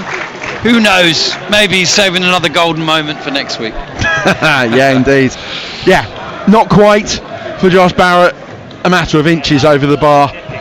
He's still, of all the players in the National League, he's still the player that's hit the woodwork most this season, even though I think it's been a while since his last effort against the post or bar. But yeah, hopefully just a sighter. I will ask you to put a number on that when you can. 5. If you can just bring it. Still at 5, is it? Still at 5. Earlier in the season, he was tied with Mo Salah for the top 5 divisions of English football, having hit the woodwork the most times. I don't think that either of them would come close to Núñez last year for Liverpool, of course. But anyway, back to the now, which is final day of the National League season. Aldershot Town starting the day in 18th against Yeovil, who started the day in 16th. It's 2-0 to the Shots, who I think definitely at this point, Steve, a good value for their lead. But it was a lot closer when they did take the lead. Here's the ball down the right hand side, cut out by Aaron Jones, who's then just beaten out on the left hand side. And Yeovil now trying to get some bodies forward in attack. Bluelo Everton manages to get his cross in. Ellison heads it on. Frost hooks it away only as far as Cooper, who shoots. His shot is blocked by Widrington. Bernard sends it out, gets a 1-2 from Twamley. He's initially held up. He's being held up now by Theo Widrington, and he's down by the byline, and Widrington has won the ball, but he's put it behind. It'll be a corner to Yeovil. So 57 minutes very nearly gone. Shots to Yeovil 0. Attendance coming out very early. What a wonderful attendance, and that's very much credit due to the Glovers fans. 575 of them here. That'll be up there in the top 3 or 4 away attendances of the season. Yeah, fantastic effort. 3,089 corners played in. Frost has cleared it up in the air, and then he volleys it away again a second time. Headed back in by Cooper, or back out wide and back in, and then Armitage heads it wide, and now Luca Woodhouse will get onto it. Lovely little touch from him, finds James Henry, who sends it inside to Tetek. Tetek down the right hand side, and probably the first, well, he's just passed it to an area and not to a person. Meanwhile, Frost and Barrett both put their hands up and say, we were free if you could have got it out to the left side. I don't think his vision's good, Tetek, but he couldn't see every other Aldershot player on the pitch. We're going to get at least a double, if not a triple substitution for Yeovil very shortly. As the ball played out to the left side, I think McGuckin might be offside, but he's received the ball down by the corner flag, and it's not been given. He's held it up, sends it inside. Kite on the ball. He's challenged by Tetek. He has to go further back. Cooper's on the ball now. He gives it to Whittle. Whittle back down the line. Armitage with the header into touch. Throw into Yeovil just inside their own half. Are we going to see that triple substitution now? I don't think we are. I think the assistant referee still keying them all into his board. More Shots players get up to go for a warm-up. Just the one substitution so far. We'll await news of Cameron Hargreaves, who went off in the first half. Here's Aaron Jones picking up the ball, sending it forward. James Henry has just muscled off it. Ball inside to Twamley. He's on the edge of the penalty area. Goes back out wide to the left side. Yeovil enjoying a good spell of possession here, in and around the edge of the Shots' final third. Here's Kite sending the ball out to the left. Cross is going to come in. That's blocked by Aaron Jones. Into touch, bouncing around on the steps of the south stand. And 59 minutes have now elapsed. It is Aldershot Town 2, Yeovil 0. The shot scoring pretty much 5 minutes from the end of the first half, and 5 minutes. Oh, the ball's gone in. That's poor. The cross has come in. The first set of players have missed it, and then Don Bernard has had nothing more to do than just turn his neck, really, to head it home from 6 yards. Aldershot's clean sheet has gone, and Yeovil have got a goal back in this game just before the hour mark. Aldershot Town 2, Yeovil 1. Yeah, totally unnecessarily. Yeovil are back into this, and I think Tommy Widrington has kicked the same part of the dugout twice now that Cameron Hargreaves did when he came off. Absolutely furious, the Shots manager, with one or more members of his back line and goalkeeper. Yeah, Don Bernard should not have had so little to do to score. Okay, let's look. These not going to change Yeovil's mind. I think they'd already committed to their 3 substitutes at 2-0 down. So Wilson comes on, Cousin Dawson comes on, Twamley and Kite have gone off. Also coming off is McGuckin, I believe. No, it's Frankie Terry who's coming off, and Aaron Jarvis who's coming on, who's a Basingstoke lad, and this time last season I know 1 or 2 Shots related supporters were wondering if the Shots might be in for him. Yeovil in the end got him from Torquay. He's a fine striker, and one that will lead the line for Yeovil in this final 30 minutes. Yeah, it's possibly a change of formation or a player out of position, because Cousin Dawson is a centre back, but looks like I think he's come on for Terry, hasn't he, or not? Possibly, yes. Yeah. Sorry, yes, and Wilson is a winger, so certainly attacking. 2 out of 3 attacking moves for Mark Cooper. Even before they got the goal back, they knew they needed to gamble a little bit and throw something new at Aldershot Town to get themselves back into it. Here's Yeovil in possession, and they weren't down and out in this game, but they've certainly got interested in it now. Ellison clears the header away as far as Woodhouse, who clips it over Bernard to find Frost. Frost sends it down the left, and Byron will scamper away, and he's outwitted on this occasion by Winnell, but Yeovil are given the ball away again. Woodhouse has got it inside to Tetek to Armitage, and Aaron Jones has set off on a run down the right side. I thought he'd done well to keep the ball in from Armitage, but he couldn't. He just had to turn backwards. Throw in to Yeovil, and it is Aldershot Town 2, Yeovil 1. That goal from Don Bernard, who's formerly worn the red and blue of Aldershot Town, bringing the Glovers back into this one. Here's Tetek picking up the ball in a bit of space in midfield and finding Theo Widrington, who gives it back to him. Now he sends it out to Barrett, who gives it back to him. Now he sends it out to Barrett again, who sends it to Frost on the left touchline. Frost wanders inside, goes back to Luca Woodhouse. Woodhouse, quick-footed, turns, goes back to his keeper, takes no chances. Aldershot can't really afford to give any more chances if they want to get out of this game and the rest of the league season with all 3 points. They go back through Armitage to Dewhurst. It's one in the air by Yeovil, but they can only find Aaron Jones. Clips the ball over the top, and Henry will get in a bit of space here on the right hand side. Squares it, looking for a combination of Barrett or Tetek, and Yeovil get onto it, but Aldershot have got it back again through Frost on the left hand side. He's on the edge of the area, tries a clip ball to the far post. It's missed by both players, but Aaron Jones drives it across, and it's cut out behind for a corner to the Shots in front of those 575 Yeovil fans. And I've got to say it again, Steve, I have not been surprised by the number in attendance from a visiting team as much as this all season. Final day of the season does mean a little bit more sometimes, doesn't it? You want to say goodbye to the season, goodbye to your team. That is an incredible effort from the Glovers fans. It is absolutely fantastic, yeah. As we said, it's one of their closer away games, but nonetheless, it's a superb effort. And yeah, I think as they commit more players forward, Yeovil, that's going to leave more space for Aldershot Town, and James Henry so very nearly exploited that in acres of space in the Yeovil left back position and couldn't quite provide a telling pullback. All right, corner then to the shots. 2-1 up. Barrett sends it in. Henry sends a shot, which, well, it's not even in Chucky Erabin territory. It's hit the roof and gone over. Steve. Yeah, that was, yeah. In his defence, he is James Henry, and yeah, had to hit it on the half volley.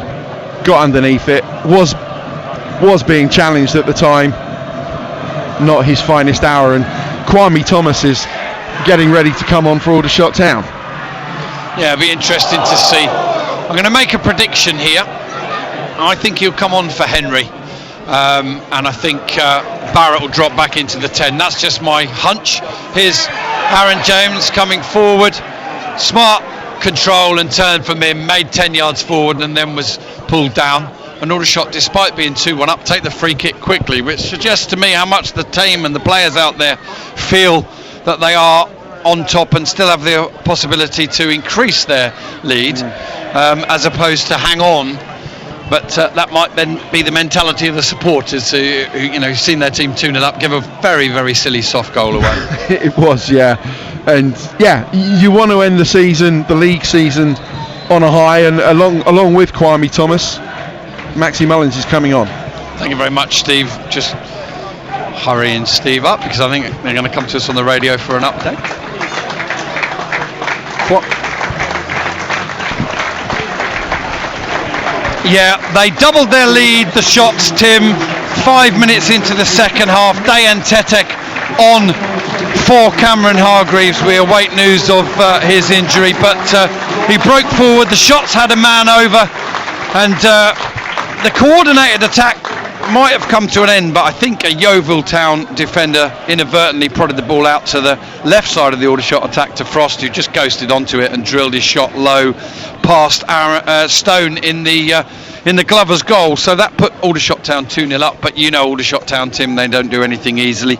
On the hour mark, some 6 minutes ago, a routine cross in from the left hand side by Yeovil was missed by both defender and striker that first went for it. It bounced once, and then Don Bernard just had to glance it in from about 6 yards. Pretty much an open goal. He headed it home. So we got a bit of a tight, tense finish here. Now we've got 23 minutes plus added time left, and Kwame Thomas has come on for the shots, and they lead by 2-1 on the final day of the season. A reminder that if they can beat the Glovers today, they will finish above them, so at least in 17th place. Yeovil going back to their goalkeeper. It's Sutton 1, Woking 1 at Gander Green Lane. And I'm not sure what the opportunities, chances are for Aldershot to still finish above Woking. I don't know if that can happen or not. I think it would have. I'll have a look and see if that's possible. Yeah, I think it would have needed a pretty hefty swing in goal difference. Shots win, Woking lose, and a hefty swing in goal difference. Yeah, 7 goals the difference. I've just looked it up. It's Blulo Everson jinking and turning on the left side, but Tetek has unloaded him, and then another Yeovil player, and then receives the foul himself.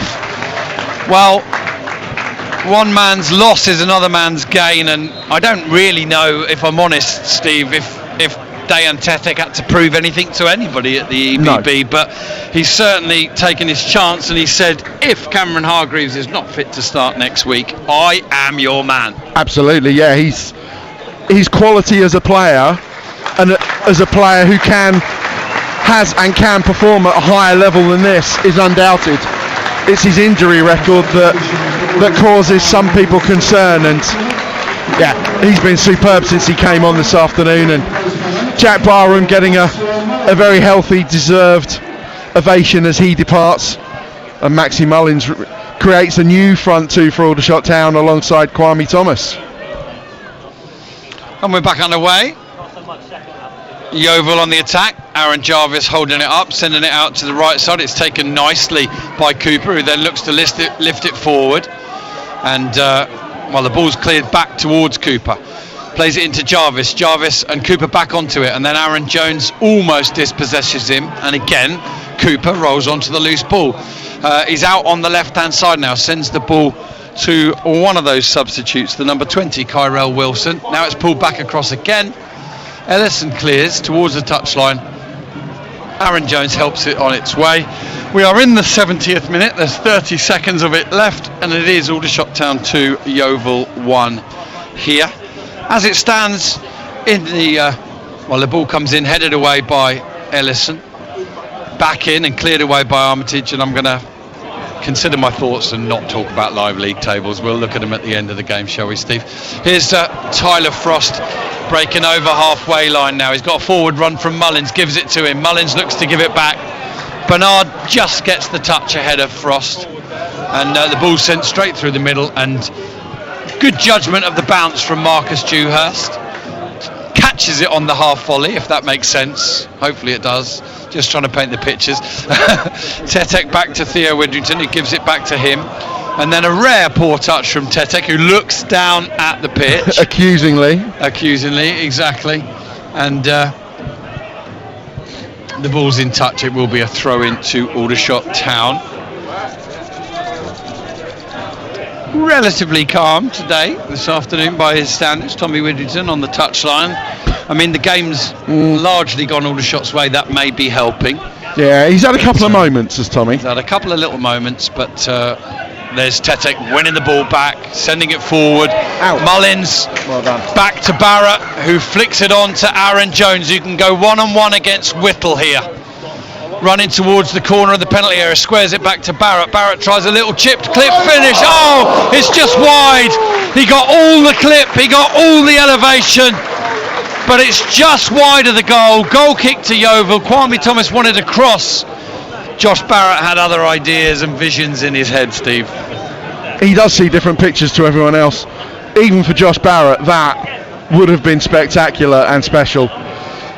He was at the right side of the penalty area, facing across the pitch, yet somehow he still managed to dig out a clipped cross that became a shot and so very, very nearly nestled into the top corner, inches away from another Josh Barrett special. One thing I will say from the live league table is that incredibly Dagenham, Redbridge, Wealdstone and Maidenhead United are all winning, which means as it stands Wealdstone are going to go down with 53 points, but it's a long way from done yet. 18 minutes is a long time in any football match. Is this game done? Who knows? The shots 1-0 up just before half time, 2-0 up just after.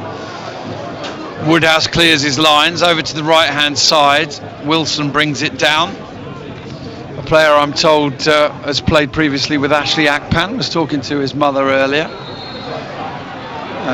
We wish Ashley and all those other injured shot players all the well. They've played their part in this season. Oh, definitely. And certainly young Ashley Akpan did.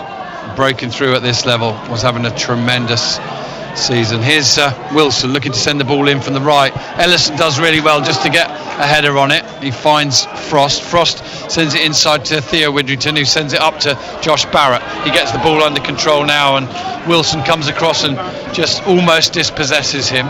Bernard picks up the loose ball, and now Yeovil have the man over in the middle. Bernard can't get a touch, but the ball fortunately falls to McGuckin. Cross comes in from Cooper, headed away by Armitage as far as Theo Widrington. I think this game's opening up, Steve. I think there's more goals in it. Could be either end. But the game's stretched, isn't it? You've got tired players against fresh players. Here's Aaron Jones trying to play a ball forward. That's just ricocheted off one of the Yeovil players and kindly into the path of a Yeovil defender. Cooper sends it to Bernard, and then he gives it him back and he sends it forward, and McGuckin's gone down feeling a little bit of cramp or a hamstring. I'm not too sure which. Initially he felt for his toes, Steve, and now he's feeling the back of his hamstring, and probably not the end to the season that McGuckin wants. Yeah, it's difficult to tell. I'm not sure that he's entirely sure himself. He doesn't know whether it's cramp or but hamstring. yeah, the game has definitely opened up. I think Cousin Dawson, who is renowned as a centre back, but has been playing sort of a holding midfield role of late, has filled in that role, and that's released Charlie Cooper further forward for Yeovil, and his range of passing. I think his dad, the manager, we've got two managers with combative central midfield sons on the pitch. It's the Yeovil version, the Cooper, who will hope that his son can get their team back in the game with his range of passing by pushing him further forward in midfield, where for them they'd hope he can find a defence splitting pass to fashion an equaliser. Right, those three sides battling to try and get that one safe place. We've got a twist. Dagenham and Redbridge were the best placed at the start of the day, but Solihull Moors have equalised against them. So as it stands, Dagenham and Redbridge could well go down, because Maidenhead and Wealdstone are both winning. Maidenhead and Dagenham currently due to go down, and Wealdstone would stay up on 53 points. Still 15 minutes or so to go in those games.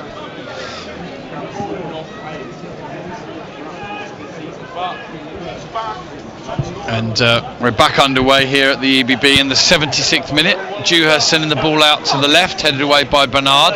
Ellison with a good header forward. Winnell wins it in the air, and it's being held up by the number 14, Brett McGavin, another quality player that's just come on for Yeovil. Plays the ball to, well, the shot comes in, just tipped over the bar. In fact, no fingertips from Dewhurst.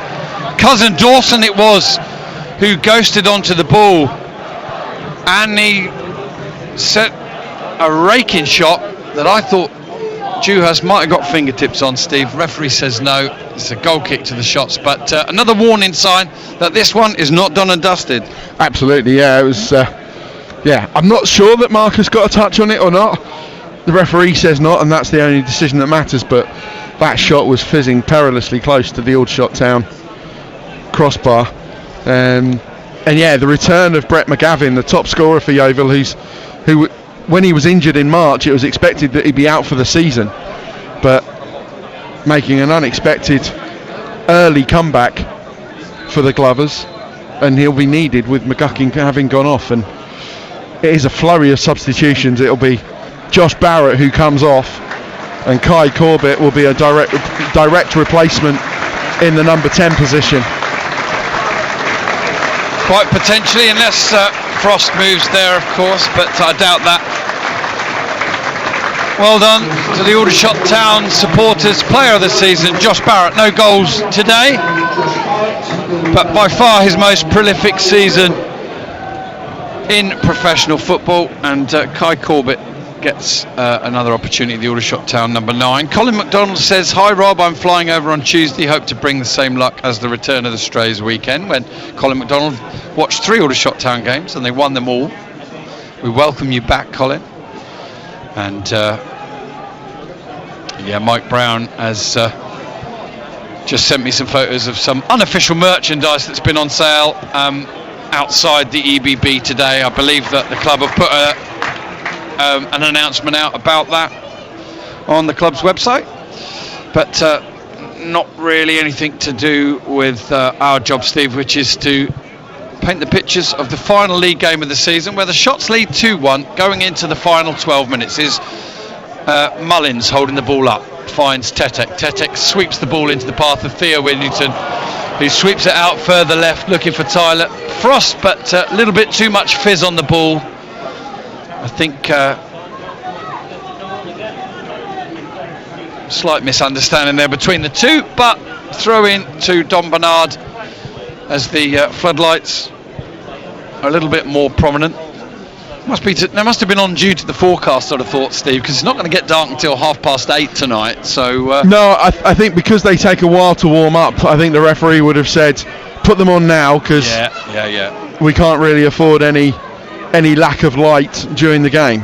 Yeah, here's McGavin picking the ball up in midfield. Quality players, you know, that Yeovil have been able to bring on here. As Cooper, whose merits we've often talked about, comes up with a moment. It wasn't his best moment in the afternoon. Just pings the ball aimlessly behind the goal away to our left. But yeah, as Don Bernard goes off to be replaced by Michael Smith, the number 23.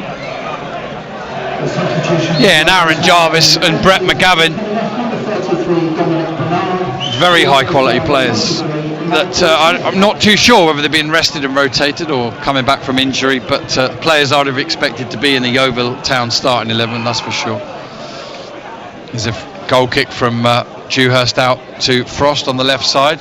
He changes it now, sends it out to Thomas, who goes down. No free kick given, but Mullins sends the ball into the path of Aaron Jones. He sends it on further, looking for the run of Tetek. Tetek adjusts his run. It's cut out by Yeovil. Good play from them as Bluelow Everton picks the ball up. He's shut down by Armitage, but sends it inside to Cousin Dawson. Out to the left-hand side to McGavin. Smart footwork from him on the touchline. Into the final 10 minutes we go. Shots to Yeovil 1 here at the EBB in the final game of the season. Back pass is a little short. Mullins almost gets there. Stone clears. Armitage heads it inside. Cooper's onto it.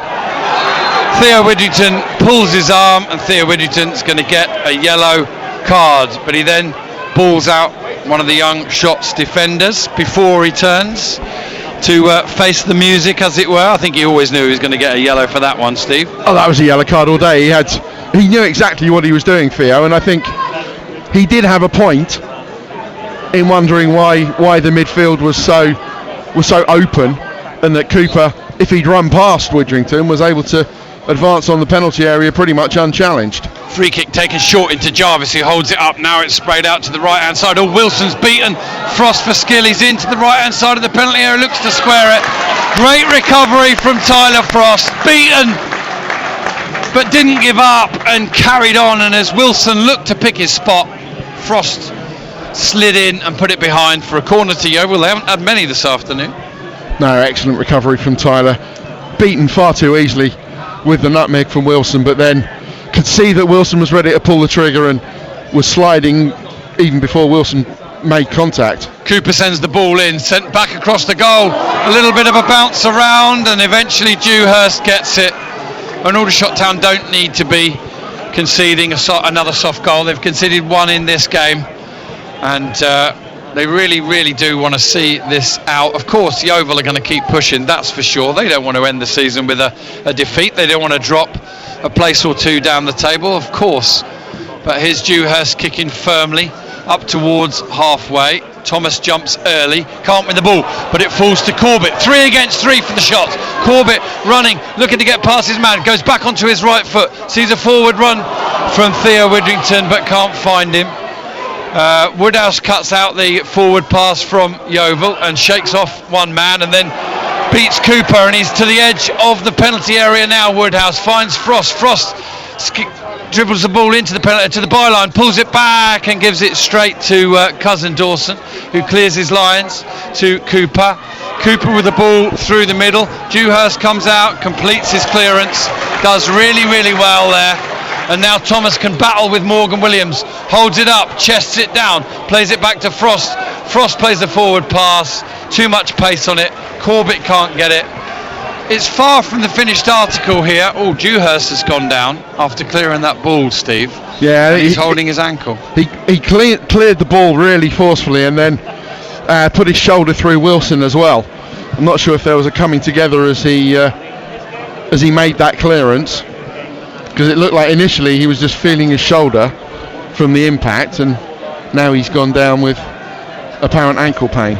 Well, before they make the substitution they're about to make, they might want to just see how Dewhurst is, because Corbett, Mullins, Tetek and Thomas are already on, and the Shots are preparing a 5th substitution, and that's Ollie Bray, but they're just waiting at the moment before they submit that substitution on the news of Marcus Dewhurst. and I think they've got the nod to still make the substitution. Dewhurst is okay. And the more cynical amongst the opposition fans might wonder if that was a tactical going down from Dewhurst, but certainly you saw, as you say, he was just trying to shake something off after that clearance. Yeah, there was certainly some physical contact between Dewhurst and Wilson.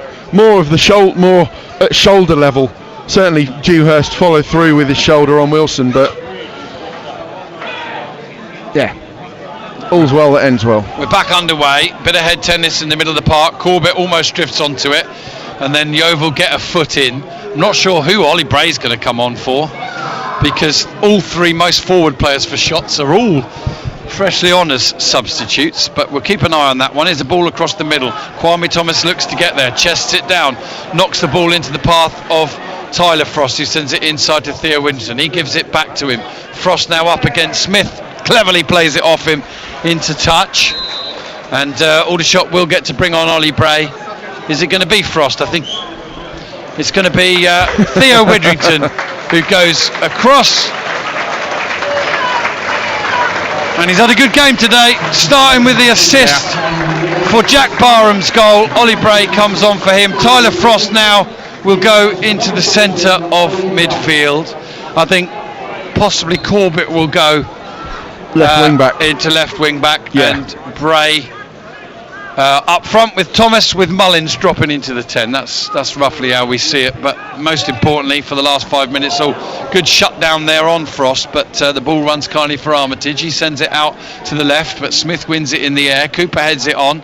Ellison, who's been excellent today for me, onto the ball, sends it out to the left, and that will just find touch. I think he's defended really well today, Ellison. For me, he's been the pick of those back three. But Steve Gibbs will pick his Aldershot Town man of the match over the next 5, 6, 7 minutes, whatever the added time is. Probably in added time, if not at the end of the game. And Aaron Jarvis is spotted just pulling Luca Woodhouse by the neck down to the ground. And he's probably a lucky boy that referee Niall Smith just has a word with him. Rather blatant manhandling Woodhouse to the ground. Here's free kick taken short. Ellison sends it forward, knocked down by Kwame Thomas, and he almost finds Bray. Lovely knockdown by Kwame Thomas. He could do no more than that. Eventually keeper comes to the edge of the area and snaffles it. Here's Armitage winning the header.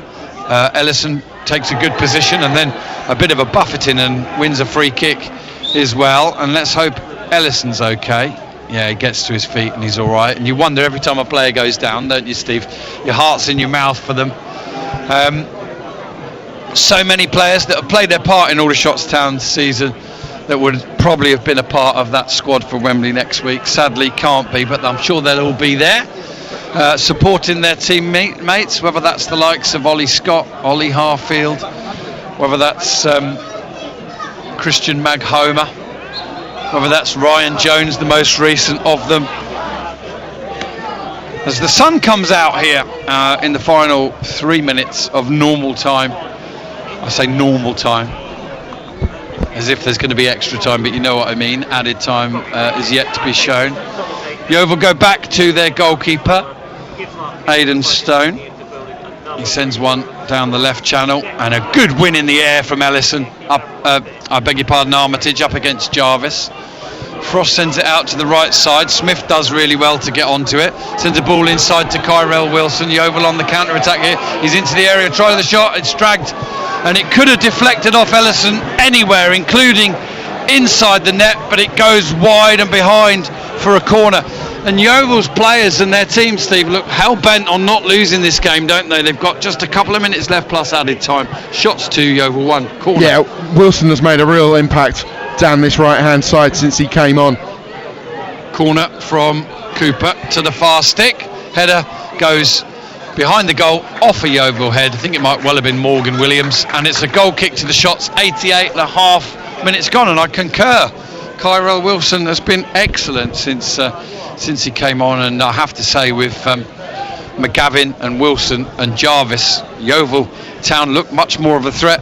Yeovil supporters will probably know why some of those players didn't start the game. Yeah, well, McGavin has come back from what everyone thought was a long-term injury. That's why he's not been playing. But for both teams, it proves the value of the squad, the starters, the finishers. Yeah, it seems like attack is the best Good form of knockdown from defence. Thomas, and Bray's onto this in the air, on the edge of the area, gives it back to Thomas. He squares it to Corbett. Can Corbett make room for his shot here? Tries something, it doesn't come off. Bray's onto it on the edge of the area, and now Yeovil clear their lines. Ellison's quick to react, finds Aaron Jones in the early evening sunshine here at the EBB by the shots, where the shots lead by 2-1. Jones tries to beat his man, is thwarted, and eventually the ball ends up in touch. Throw in to Yeovil. Kwame Thomas made a real impact coming on as well, and he could easily have assisted 2 goals, Steve Gibbs. He could, yeah. He's a real physical presence up front, even against someone like Morgan Williams, who's no shrinking violet himself.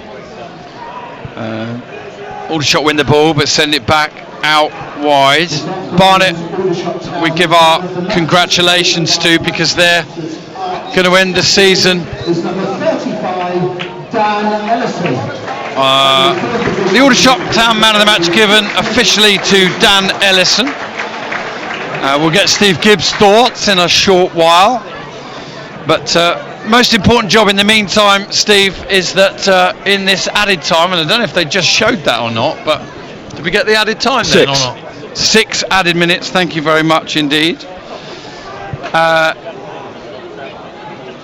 Is that Aldershot have got a precious lead to hang on to or increase. Yeovil clear the ball only as far as Frost. Picks the ball up, he's free running to the edge of the area. He's inside it now and he shoots with his left foot. And I'm going to say, and you're going to say, Steve, it did bobble as he went to shoot. It did. He seemed to take an age to shoot, and he's having a bit of a disagreement with Kai Corbett over something. I think he wanted Corbett to make a decoy run or find a better position for a pass, but in the end he chose to shoot, Tyler, and you could see the ball sat up and he wasn't expecting it to. Yeah. Here's Bray battling away to try and win the ball.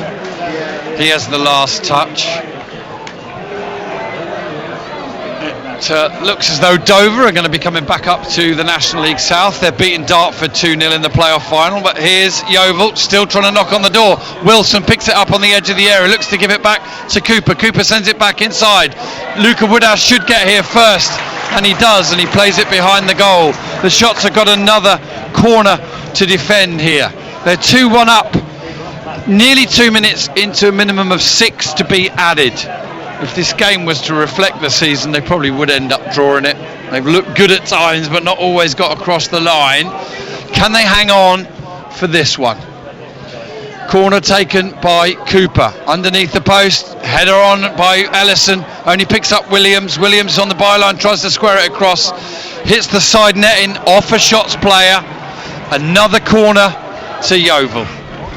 Less than 4 added minutes to go. Quick word, Steve. Yeah, Yeovil throwing what they can to get an equaliser. Shots somehow just about holding strong, and I'm not sure if it was Marcus Dewhurst or a defender in front of him who got the final touch to tip it behind. 3.5 minutes of added time left. Corner comes in, headed away by Luca Woodhouse. 50-50 between Bray and McGovern, but it falls kindly for Corbett, who sends it down the middle. Aldershot would have had 2-on-2 had they been able to find one of their players. Stone sends it back down the middle. Ellison wins in the air again, and he's just limping a bit as he gets up. Throw in to Yeovil.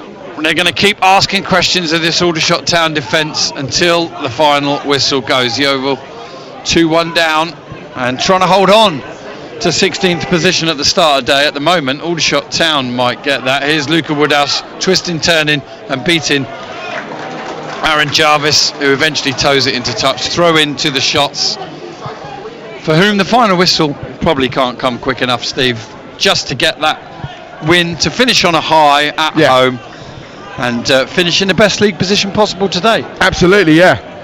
I think Yeovil are really making a game fight of it in the closing stages, halfway through injury time, and they'll still think that an equaliser is possible. They have a throw in here to be taken by Smith, just in front of Steve and I.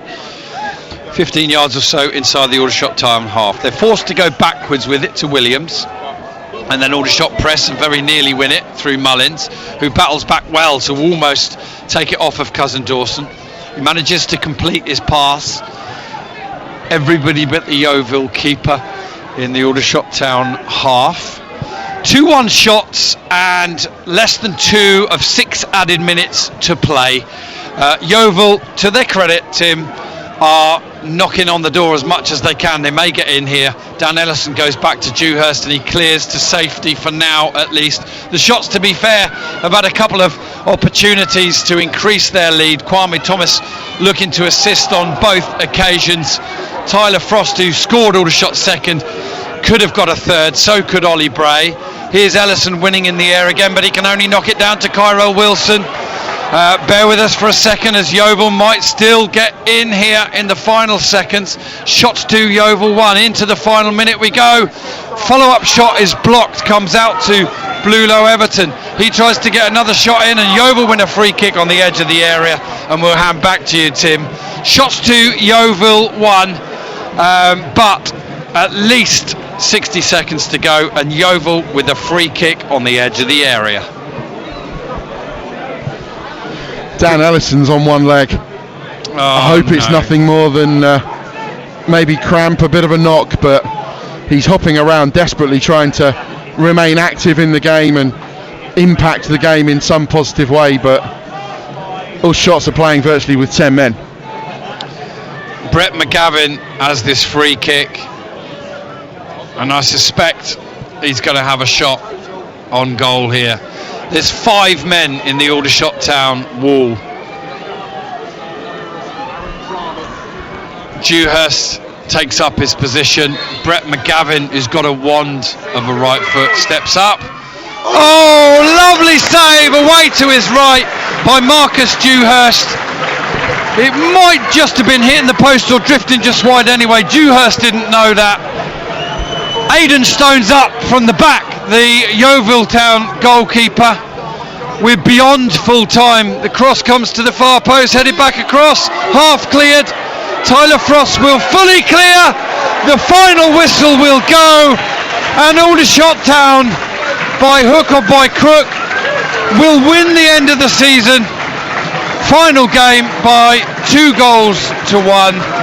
Ellison is down, and Dewhurst, I think, giving him something for cramp, and thank goodness it's cramp, It Steve. was treatment for cramp. Yeah, final score, Aldershot Town 2, Yeovil 1.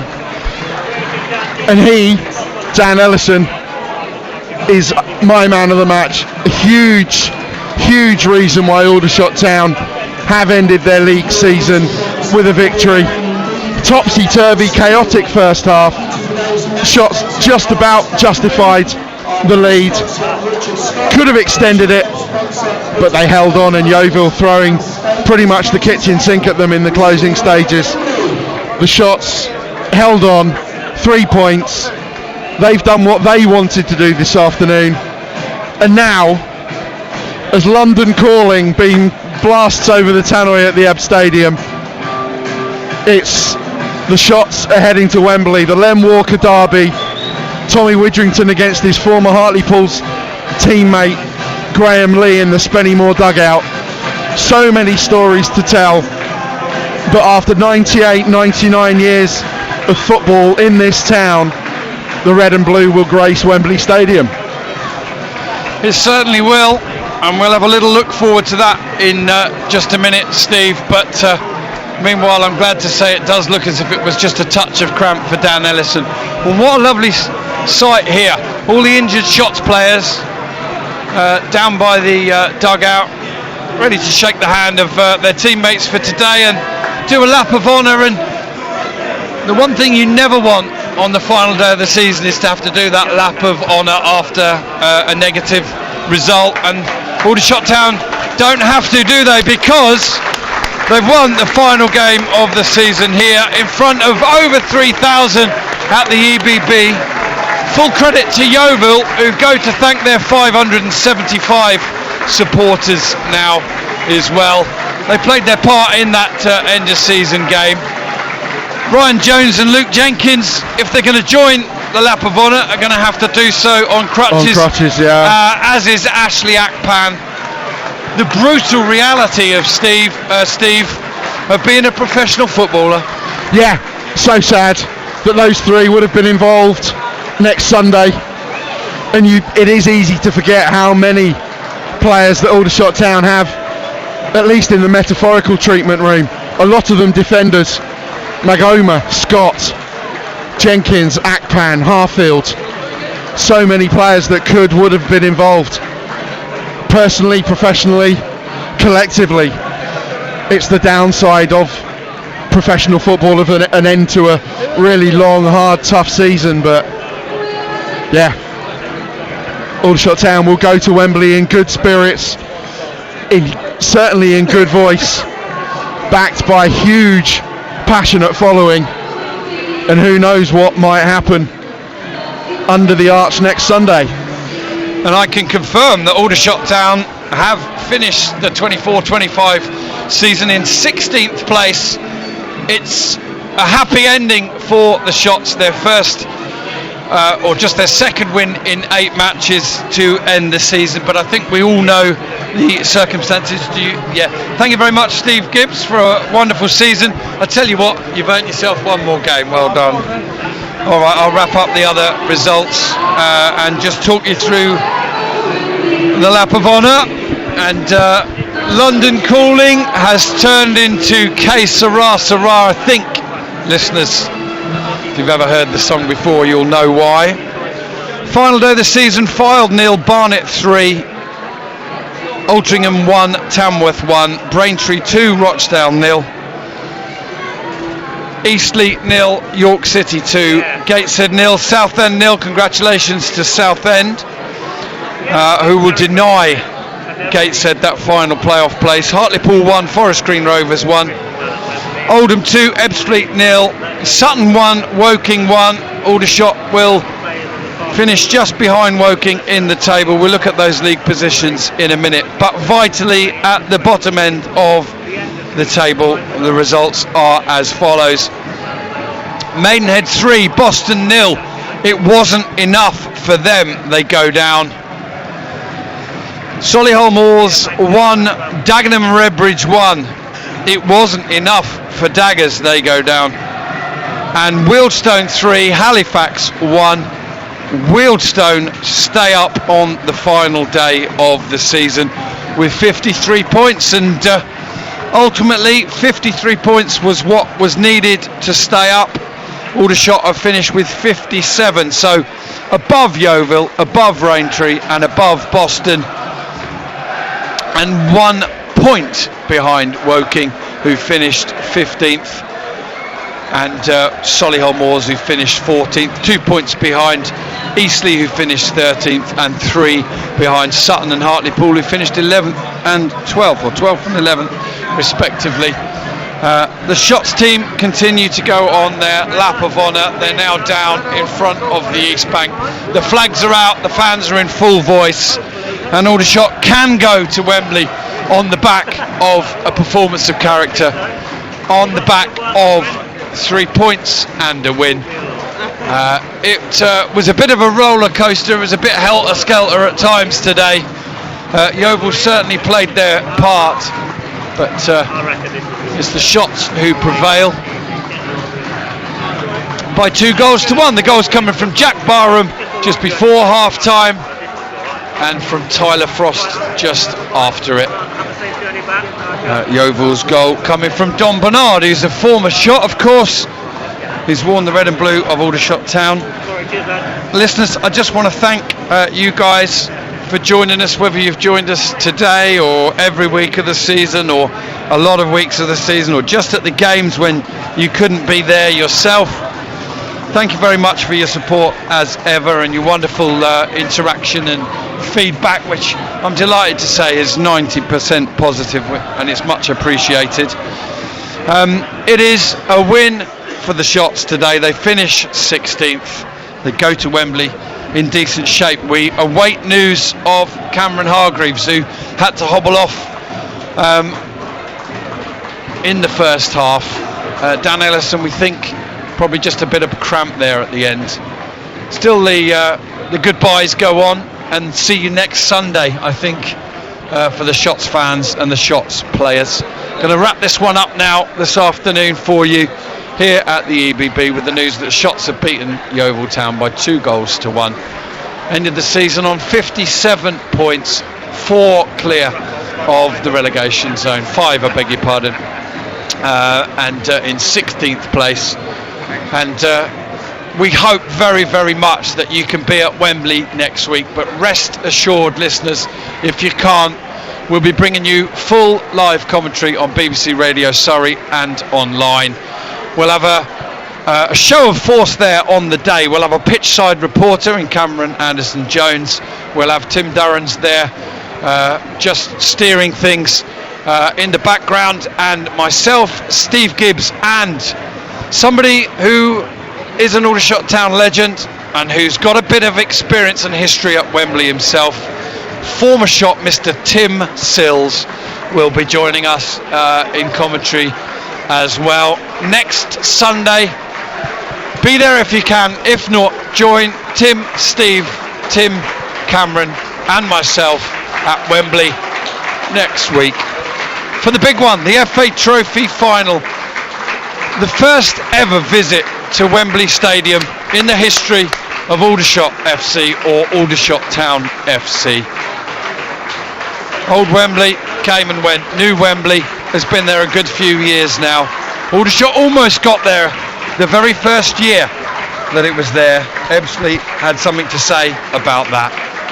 Now they've prevailed, they've made it, and as the Shots playing squad and management team, they've finished their lap of honour and just take 1 or 2 handshakes and plaudits above the North Stand here, and Ryan Jones and Luke Jenkins eventually make their way back to the halfway line too on their crutches. We wish everybody well. Have a good rest of your bank holiday weekend. Have a great week leading up to next week, and we'll speak to you all again from Wembley.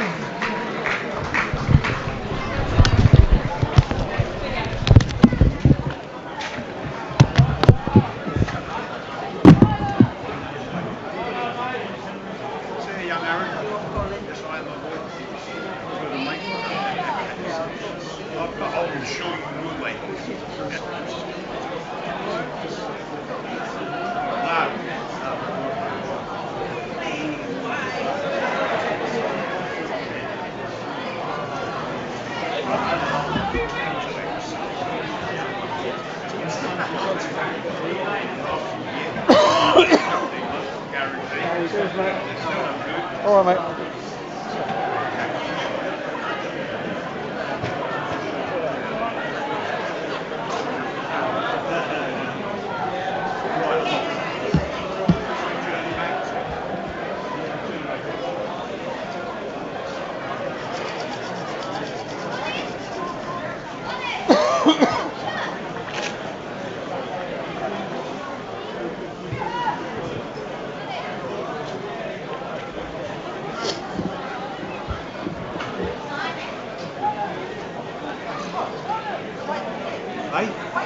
What for? 8?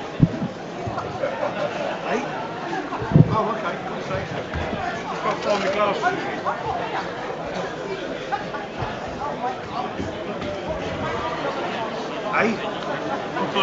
I'm having trouble. See you, Rob. Yes, where are you going to be at the... I'm up behind the goal to the left-hand side of the goal, second tier. All the best, mate. Yes, Good one. see you there. Yeah, and the next good. time I see you, I'm genuinely not.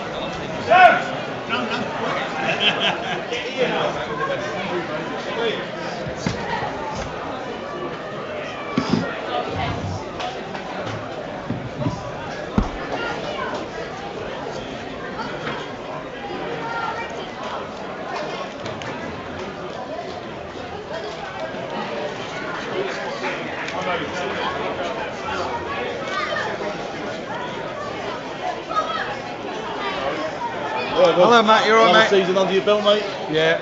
No, Another one done, 8. Oh, it might be 9. I don't know. I'll have to work it out. Well, it's not quite done yet. No, not yet. Not just yet. Whereabouts are you at Wembley? in the safe standing bit. But I'm flying back from Budapest that morning, so we're all on a stag do. We've had to change of flights and everything. Yeah. So we landed. Other Aldershot fans. Yeah. So we landed at Gatwick at 10:30. Have you seen your lad? Yeah, it's his second game. No, wow. Second one, yeah. Who's your favourite player, George? Super Jack. Super Jack. Yeah. Steve is just going around getting one or two audio for use on the radio pre-Wembley. Oh, okay. You want to do a quick chat? Yeah, go on. What's your lad's name? George. How old is he? He'll be 5 next month. Not too much about today, but he's joined by Matt Foot, who's joined us in commentary on a number of occasions over the last few years. George had a long day, and I think he switched off. Been joined by Aldershot Town supporter Matt Foot, who's joined on a few occasions of commentary over the years. Town fan and a proud father as well. Matt, good end to the season. The shots against Surrey, 2-1 win, 16 plays finish, and now all thoughts can turn to the stage. How exciting it feels and what it means. Oh, it means everything. Like that to a lot of Aldershot fans and across the world, to be honest with you. That's out there. This is a town that's had a football club for 99 years. It's never got there, and there's so many people behind the scenes that put so much work behind the scenes over the years. And like, do you mean it's a special occasion for the group, it's a special occasion for everyone associated with the club, and it's a special occasion for the town. And there's nothing better than when you see the town in there, see the building, the blue flags, and the parks, and the flags, and yeah, it's just a really memorable occasion for the whole town.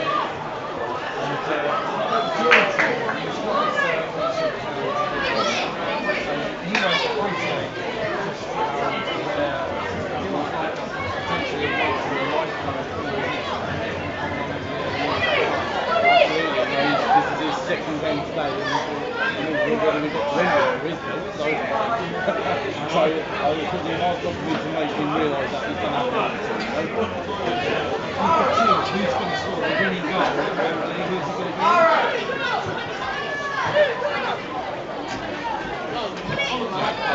That's it. Thanks for your contributions over the season to us as well.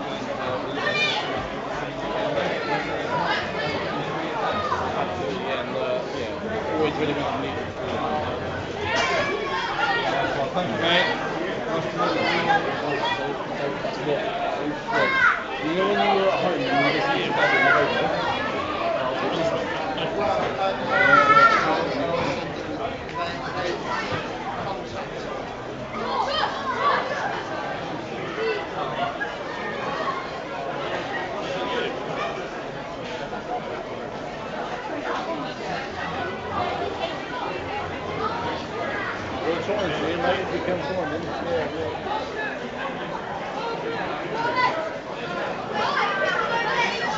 Good to see you. I'm going to watch it.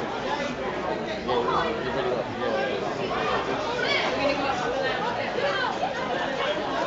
How old is George again? Oh, okay, lovely. Yeah. How are you, mate?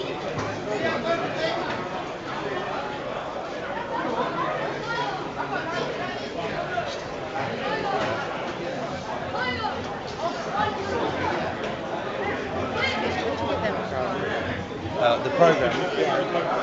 You get them from before the game normally, but at this point, I don't know.